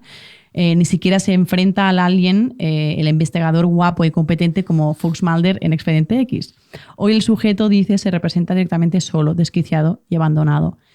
Y claro, aquí te hace pensar en todas estas películas noventeras, que en los 90 también, pues, esas películas de apocalipsis de extraterrestre tenían que ver pues con otros miedos, pero claro, era como no todo el gobierno, toda la humanidad en contra del ataque de Independence Day, ¿no? O sea, era un imaginario muy diferente y justamente es que en Pluribus es que no hay nadie más solo que Manusos. O sea, que Manusos Oviedo, o sea, es un personaje más solitario. Y que de hecho no confía en la mente colmena, pero es que no confía en nadie. O sea, yo lo que pienso es que si existiera un gobierno no confiaría en el gobierno, porque es que lo que dice este libro de Pepe Tesoro es buenísimo, el de los mismos malvados de siempre, y es que me parece muy claro. Hoy en las películas, que es un poco también lo que aparece allá en Bugón y en Alien, es como, no, es que el peligro ahora ya no es como que venga del exterior y eso, que tengamos que reunir todos los gobiernos, hacemos una coalición mundial, vamos a luchar. Ahora no, lo que te están diciendo las películas estas son, no, y los discursos de extrema derecha también es como, no, el peligro es el gobierno, el peligro es a saber qué está haciendo Pedro Sánchez o a saber qué está haciendo. Do your own research. Claro, es como que está alimentando el pensamiento conspiranoico. Claro, es que esto fue hace un par de años que creo que salieron esos dos oficiales del ejército que tuvieron que dar testigo frente a un juicio, no me acuerdo por qué, pero estaban declarando bajo juramento y declararon que el gobierno y la NASA tenían restos no humanos alienígenas y que fue muy sonado porque eran gente como que lo estaban haciendo bajo juramento y que por mentir podían ir a la cárcel. Y por lo tanto esto generó un poco esta lógica que es esto, es que claro, es esto, ya no vienen del espacio, sino que están en laboratorios en Washington o en Silicon Valley. Y es esta lógica la que creo que también, como ya digo, en la serie, como que en Pluribus se ve un poco que explora esa soledad, pero al mismo tiempo es una desconfianza hacia todo. Es como, bueno, un virus alienígena que se ha sintetizado, no sabemos cómo. Qué miedo. Justo estoy viendo un true crime sobre una de las sectas más famosas de los años 70, 80, 90, que acabó en un suicidio colectivo que se llamaba Heaven's Gate, que era una peña que, bueno, era un tío homosexual que como se pillaron, o sea, era profesor de la universidad de música y pillaron que se había liado con un alumno y lo echaron, se tuvo que ir a otro estado, entonces conoció a una tía que era súper New Age y crearon una secta, y la secta justamente era pues que que los seres humanos seleccionados, especiales de esa secta, iban a trascender el cuerpo humano y iban a ascender a un nivel superior que es alienígena. Es que... Y claro, es como, wow. Como pensé, claro, esto habla de otro tipo de miedos, ¿no? Pero estamos hablando de una persona homosexual que no puede vivir en este mundo, ¿no? Que se siente rechazado por los demás y se siente, pues, por la homofobia interiorizada, como que rechaza su propia identidad. Entonces, como que la secta, por ejemplo, eran célibes. En plan, nadie podía follar con nadie. En plan, si yo no puedo follar con nadie, nadie puede follar con nadie. Un poco esas cosas, pero me pareció muy interesante que justo ahora que vamos a hablar de esto, he visto este documental que os recomiendo mucho, se llama Heaven's Gate. Bueno, es que con esto además me relaciono mucho y soy breve, que ya si no me estoy alargando, pero es que justamente, o sea, cuando yo decía como que en Evangelion o en todas estas series, también en Pluribus hay esta lógica gnóstica, es esta idea de es que debemos escapar o debemos trascender nuestra forma. El gnosticismo al final era una herejía cristiana que lo que pensaba era que nuestro universo en realidad no estaba regido por el Dios que nos habían dicho, sino que estaba hecho por un demiurgo, que era un Dios falso, estúpido, que había creado esto, pero que en realidad dentro nuestro sí que había como una semillita del Dios bueno, desconocido, y que la forma de acceder a Dios no era ni hacer buenas obras, ni seguir la religión, ni nada, sino era acceder a ese conocimiento oculto, conspiranoia, do your own research y demás, para escapar de este mundo físico, de este mundo que es una prisión, que es un infierno y demás. Y claro, esto para mí se ve muy bien en la propuesta de Silly en Evangelion, se ve muy bien en este tipo de sectas apocalípticas milenaristas que te dicen, no, en realidad tú eres parte de algo superior a ti mismo. Incluso hacen taxonomías entre las diferentes personas, en plan, en el gnosticismo pues es distinto los ílicos, que son los puramente materiales, que están guiados por el deseo sexual, y por lo tanto la procreación y el celibato también es muy importante, porque si procreas amplías el mundo y ya está. Y claro, ellos quieren escapar del mundo. Y luego los neumáticos, que son los que sí que tienen esta chispa y lo saben y pueden escapar, y es como los elegidos, los que conocen. Sí, los que pueden trascender. Y para mí esto también se refleja mucho en el campo de la inteligencia artificial y de las nuevas teorías sobre el transhumanismo. Claro, tenemos que hablar de esto. Obviamente, pues ¿es Pluribus una metáfora sobre la inteligencia artificial?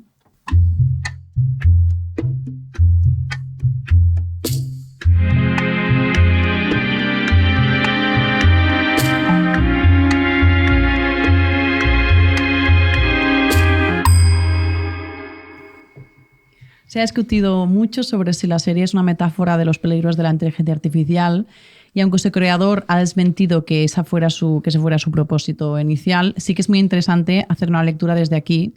Se ha hecho muchísimo revuelo en redes. En Reddit hay 50.000 de esto, hablando de si, bueno, conectando todos los temas de, ¿no?, todas las similitudes que hay entre la serie, las cosas que pasan en la serie, la inteligencia artificial. Pero el crítico cultural del New York Times, James Poniewowski, si lo digo bien, escribe sobre Pluribus. Hay muchos elementos aquí que resuenan con la promesa de la inteligencia artificial, que ofrece progreso y abundancia por el módico precio de aplastar toda la inteligencia humana en una servil mente colectiva.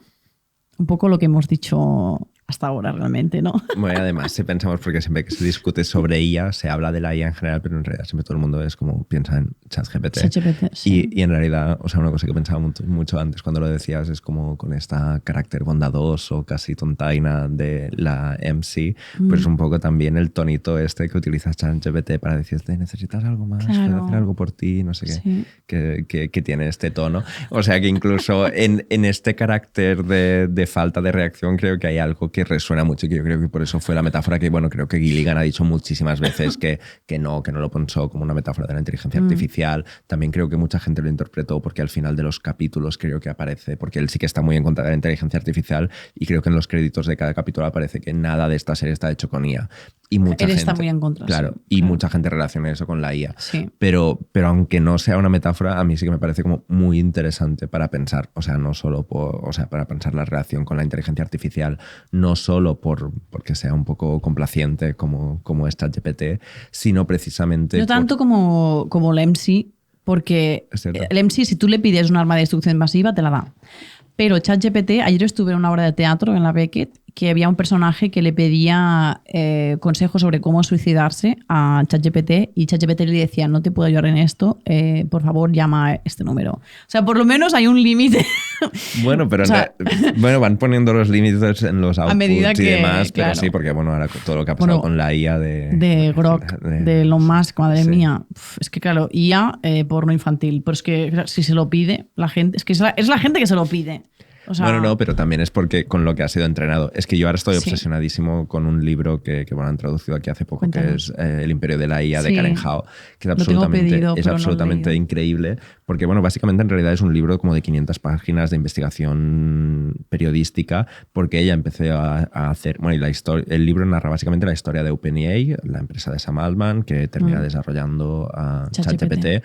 Y claro, ella cuenta primero de dónde procede toda la información. Hay momentos que se saltan todos los derechos de autor y básicamente que entrenan los modelos de GPT-3 y GPT-4, incluso antes de crear ChatGPT, que los entrenan básicamente como con chats de Reddit, con foros de Reddit, con todo tipo de imágenes pornográficas. Se descargan pornografía y las suben para que reconozca patrones humanos, o incluso se bajan a los más bajos fondos de YouTube, hacen transcripciones de todos los vídeos de YouTube, saltándose todos los derechos de todos los creadores y demás. Y a partir de aquí van cogiendo toda información y la van generando. Quiero decir que, bueno, que en parte es lo que pide la gente, pero claro, si la gente pidiera y en la base de datos con la que se ha entrenado no fuese capaz de generar eso, pero claro, es como que se ha visto toda la pornografía de Internet, ChatGPT antes de, o Grok antes de mandarte la imagen. O sea que en este sentido. Pero bueno, en general también el libro de Karen Hao y tantas otras investigaciones que se han hecho, como las de Gerbu y otros investigadores que han tratado este tema, es muy interesante ver cómo los modelos de IA se pensaron al principio en el marco de OpenAI como una lógica de salvar la humanidad. O sea, en el origen de, como lo cuenta Karen Hao, en el origen de OpenAI es conversaciones entre Elon Musk, Sam Altman y el creador de Palantir, que básicamente, como han visto determinadas teorías a partir de las desarrolladas por Nick Bostrom, que se decía que la inteligencia artificial podía llegar a ser una inteligencia artificial general y por lo tanto automatizarse y acabar exterminando la humanidad. Ellos dicen, ostras, vamos a hacer algo mejor que evita este futuro. Efectivamente, ¿no? Porque a ellos hay una frase como muy mítica de Sam Altman que dice, bueno, a mí el cambio climático me preocupa relativamente porque a lo mejor morirá el 99% de la población, pero nosotros nos salvaremos, pero como aparezca una IA que se convierta en lo de Pluribus y se cargue a todo el mundo, pues aquí no sobreviviré ni yo con mi dinero. Y es muy curioso como que el origen de conseguir escalar la capacidad de crear modelos con muchos datos nace precisamente de ser los primeros en crear una IA segura de inteligencia artificial. Efectivamente. Y lo peor de todo es que tras estas ideas de qué clase de inteligencia se entrena cuando se entrena la inteligencia artificial, Karen Hao y tantos otros, lo que dicen es que detrás hay teorías eugenésicas. Sí. Y de aquí que conecta muy bien con lo que decíamos antes para mí, o sea, esta inteligencia transhumana o posthumana a la que aspiran de esta inteligencia artificial general, en realidad es una forma de superar las inteligencias un poco detestables o lo que ellos ven, porque bueno, aquí hay todo tipo de teorías racistas detrás, o sea, es terrible cuando empiezan a investigar y a destapar, y claro, justamente pensar como qué clase de superación está proponiendo Pluribus cuando ofrece esta mente. En realidad es una forma de evolución de la especie humana en una especie alienígena y por lo tanto se puede leer como una fantasía eugenésica sobre el fin del mundo. Claro, a mí es lo que me hace que sea muy interesante la relación con la IA. Claro. Ostras, es que es terrorífico todo esto de la inteligencia artificial. El libro del Imperio de la IA lo tengo pedido, lo voy a recibir pronto y me lo quiero leer, pero sí que es verdad que he visto el vídeo de Taylor Lorenz que habla un poco de esto, que se llama Tech Billionaires Wants Us Dead, y va más allá de esto porque él dice que sí que al inicio la carrera por lograr desarrollar la inteligencia artificial como mainstream era para evitar el exterminio de los humanos, pero ahora es al contrario. O sea, su idea es exterminar los seres humanos para que la inteligencia artificial pueda pues, heredar el conocimiento humano, perfeccionarlo y que así trascienda, ¿no? en el tiempo. Como que pero, o sea, ¿qué?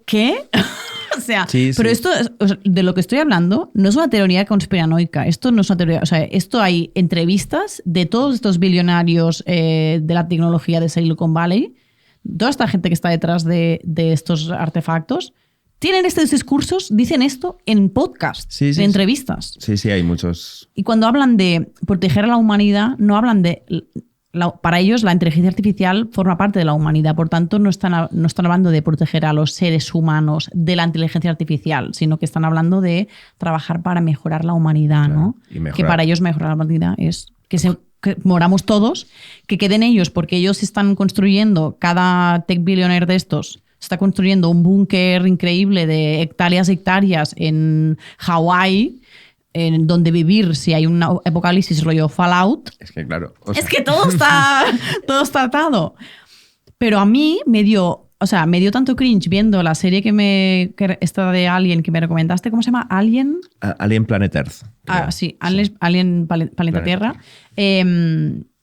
Que el millonario que sale, que está como intentando como crear humanos sintéticos, no sé qué, lo hace solo, es un crío absolutamente cretino y cínico y horrible, para una persona que te cae fatal, en plan, oh, ¿sabes? Como, ay, hoy me apetece, no sé, viajar a no sé dónde.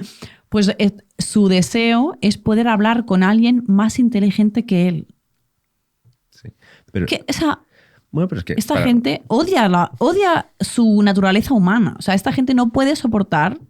O sea, hay aquí una relación con el tema de la masculinidad, porque es la incapacidad de asumir y de asulir, ¿cómo se dice en español? De alcanzar el ideal hipermasculino. Es imposible para esta gente. Entonces, lo único que pueden hacer es, vale, pues matamos todo lo que me hace humano, que es que me hace débil la empatía, el no sé qué, el ser... No pueden soportar tener un cuerpo tan frágil, no pueden soportarlo. Entonces necesitan como esta fantasía de que la humanidad va a pasar a ser una cosa, pues esto, electrónica y digital y ya está. Y ningún tipo de... Es que radicalmente así. O sea, hay un libro increíble de Joanna Zilinska que se llama El fin del hombre, hombre en mayúscula, que habla precisamente de cómo las narrativas del antropoceno, del cambio climático, del fin del mundo, pero también estas como sobre tecnología IA, han generado como que en vez de pensar, ostras, no, debemos cambiar las cosas materialmente como las hacemos, quizá cambiar la forma de vida, cambiar cosas, no. Lo que hacen es decir, ostras, si el antropos, el hombre ha sido el que ha causado un cambio geológico y está a punto de destruirlo todo, lo que tiene que hacer este antropos es convertirse en el héroe, como en las películas, y salvarlo todo. Y es aquí como... Claro, es como esta masculinidad completamente anabolizada. Y claro, ella lo que analiza es cómo en realidad los discursos que han cuestionado el excepcionalismo humano y el antropocentrismo para estos tech billionaires y demás, lo que hace es todavía alimentar más y a través de las fantasías transhumanistas dicen, sí, el hombre es el problema, pues vamos a crear algo mejor que el hombre, que somos nosotros o lo que vamos a crear. ¿Y cuál es la base histórica mental para pensar eso? Pues la eugenesia racista. Y claro, o sea, y es lo que ahora como cada vez aparecen más investigaciones, pero lo peor es que es esto, es que lo dicen abiertamente en las entrevistas. Sí. Yo hay un par de personas que sigo en Reels, TikToks y demás, o sea, que básicamente se dedican a decir como una frase apocalíptica al día que ha dicho un tech billionaire y te sacan una de estas en plan de Sam Altman diciendo, bueno, a lo mejor mi producto se va a cargar la humanidad, pero por lo menos no sé qué. O sea, y de estas las sueltan cada día. Es fuertísimo. Es realmente... A mí lo que me da miedo es que no sé, o sea, ¿qué hacemos? O sea, ¿qué podemos hacer?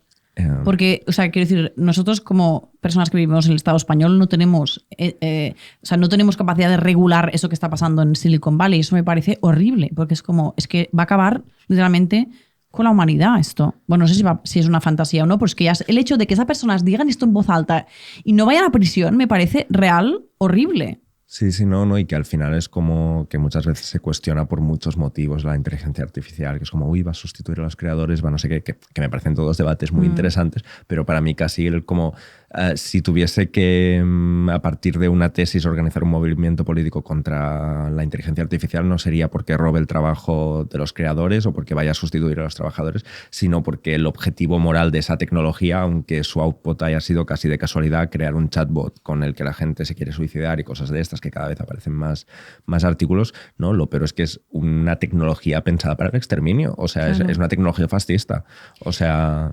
Claro, es que aquí es donde yo le veo la diferencia con Pluribus, porque, es decir, la inteligencia artificial no va a ser superior a la humana, va a tener los mismos fallos que la humana, en el sentido de que si quien ha creado esa inteligencia artificial, si los datos a través de los cuales trabaja, el historial, ¿no? Es supremacista, blanco, sexista, contiene una lógica capitalista. Cada vez que yo hablo con ChatGPT, las respuestas que me da es que son, a no ser que le preguntes específicamente, dámelo con este punto de vista, siempre te da la versión pues, mainstream que está sesgada por todas partes. Entonces, quiero decir, no tiene nada que ver con la mente colmena de Pluribus para mí, ¿no? O sea, para mí, Pluribus, o sea, esta idea que tienen ellos de que la inteligencia artificial será como una... No es una mente colmena la inteligencia artificial, es algo que existe porque lo has alimentado con algo que tú has decidido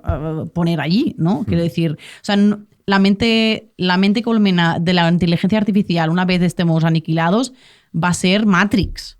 O sea, va a ser un ente ¿no? Parasitario, explotador, o sea, dominante, ¿no? O sea, no va a vivir con la lógica de pacifista, ecologista de la mente colmena de Pluribus, ¿sabes? Bueno, pero a considero. mí ya no sé. O sea, yo creo que hay una cosa que me parece, o sea, como metáfora de la IA que aparece en Pluribus, que me parece muy interesante, que es como si al final consiguiéramos una cosa que es como imposible en términos físicos, que es como entrenar una inteligencia artificial con todos los pensamientos y todos los sentimientos y todos los recuerdos de toda la humanidad, que es al final lo que entiendo que es su sueño y por eso roban todos los datos que pueden, pero aparte de eso como que no lo van a conseguir. Pero si lo consiguiéramos, el resultado no sería estas superinteligencias artificiales hipermasculinizadas que imaginan, que lo imaginan un poco como Terminator. Es que claro, al final ellos creen que serán Terminator viajando con una nave de SpaceX a Marte y que eso será, o sea, su idea de la superinteligencia. Claro, es como un poco ridículo. Pero en realidad, o sea, lo que me hace gracia de Pluribus es pensar que en realidad si consiguieran su objetivo, el resultado que obtendrían probablemente sería como una masa inerte, como es un poco la MC de Pluribus, como destinada a su propia autodestrucción o, por decirlo así, a una especie de homeostasis, en plan, habrá conseguido su objetivo o su impulso vital, que era unir todas las mentes, y a partir de aquí vivirá en una especie de placidez completamente pasiva hasta que desaparezca o hasta que sea reclamada por algún ente alienígena. Pero quiero decir que se convierte en una cosa mucho menos espectacular de lo que los tech billionaires sueñan, como que la superinteligencia en realidad es algo que a lo mejor adopta como una lógica de comportamiento en la que el apocalipsis es todo lo contrario del colapso que ellos imaginan. Y además el momento en el que Carol se queda sola porque la abandonan, porque la dicen, Carol, es que ese momento me encanta, cada vez que llama por teléfono y suena al otro le dicen, nos ha sentado un poco mal lo que has hecho, pero volveremos en algún momento, pero deja tu mensaje. Cuando lleva un mes así, se vuelve loca. Porque, o sea, se cae la ilusión de que puede vivir sola, de que puede vivir con nosotros. Y eso es muy interesante porque estas fantasías que tienen estos tech billionaires de que van a poder vivir tranquilamente con su familia, 4 personas en un búnker, o sea, ¿qué te piensas? ¿Te crees que eso te va a hacer feliz? O sea, ¿te crees que eso es suficiente? O sea, esta gente vive tan alejada de lo que es la vida humana, o sea, viven alejados de la realidad de una manera absolutamente enferma. Sí, pero justamente por eso me parece, cuando yo antes decía lo de, no, es que la serie me parece humanista. O sea, es verdad que tiene elementos como de antiutópicos, que me parece que critica eso, que hay elementos que creo que critica estos sueños tecnológicos, estos sueños de superación, porque al final es lo que te viene a decir como que lo que te hace humano es justamente la interdependencia. No la interdependencia a la manera quizá de la mente colmena, sí. Pero tampoco el individualismo salvaje con el que llegábamos, sino que necesitamos un punto intermedio, pero que no podemos, claro, pero el elemento es como nunca podemos prescindir de aquello que nos hace humano. O sea, creo que hay un punto un poco buenista en el fondo de qué es lo que nos hace humano. O sea, creo que tiene antes es como ni de derechas ni de izquierdas, humanista. Creo que tiene un poco, sí, no sé. Posthumanista. Sí, me da un poco de esta vibra, pero no sé. Bueno, Udal, qué guay ha sido comentar esta serie. Nos hemos quedado sin tiempo. Pero creo que hemos estado bastante errando ya, ¿eh? O sea, la próxima para la segunda temporada. Es que me encanta charlar de esas cosas contigo, la verdad es que es súper interesante. Y ese tema de la inteligencia artificial quiero hacer un vídeo, sobre todo enfocándolo desde el punto de vista de la masculinidad, porque creo que es muy interesante como mezclar estudios de género y lo volados que están estos tíos de la inteligencia artificial. Bueno, ¿dónde pueden las oyentas seguir tu trabajo, Dal? Pues nada, en redes, donde siempre y nada. ¿Estás en Twitter tú aún? No. Muy Ya bien. me marché, pero en el momento un poco de desbandada, pero simplemente siento que he perdido esa parte porque tampoco me hice Blue Sky, pero Blue Sky no pasa nada. Ya. Es como... Ya. Pero bueno, sí, Instagram, no sé. Instagram. ¿Y nos quieres contar alguna novedad de cara al futuro? Bueno, que pronto habrá algún libro que hablará de cosas parecidas a todas estas. Hablará de gnosticismo, de fin del mundo, de apocalipsis. ¿Un poco de Evangelion? Un poco de Evangelion. Unas trazas también, de Evangelion. sí. Perfecto. Siempre hay trazas de Evangelion en todo. Qué guay, Eudal. Gracias por venir. Nada, a ti por invitarme y nos vemos por la segunda temporada. Espero que sí. Chao.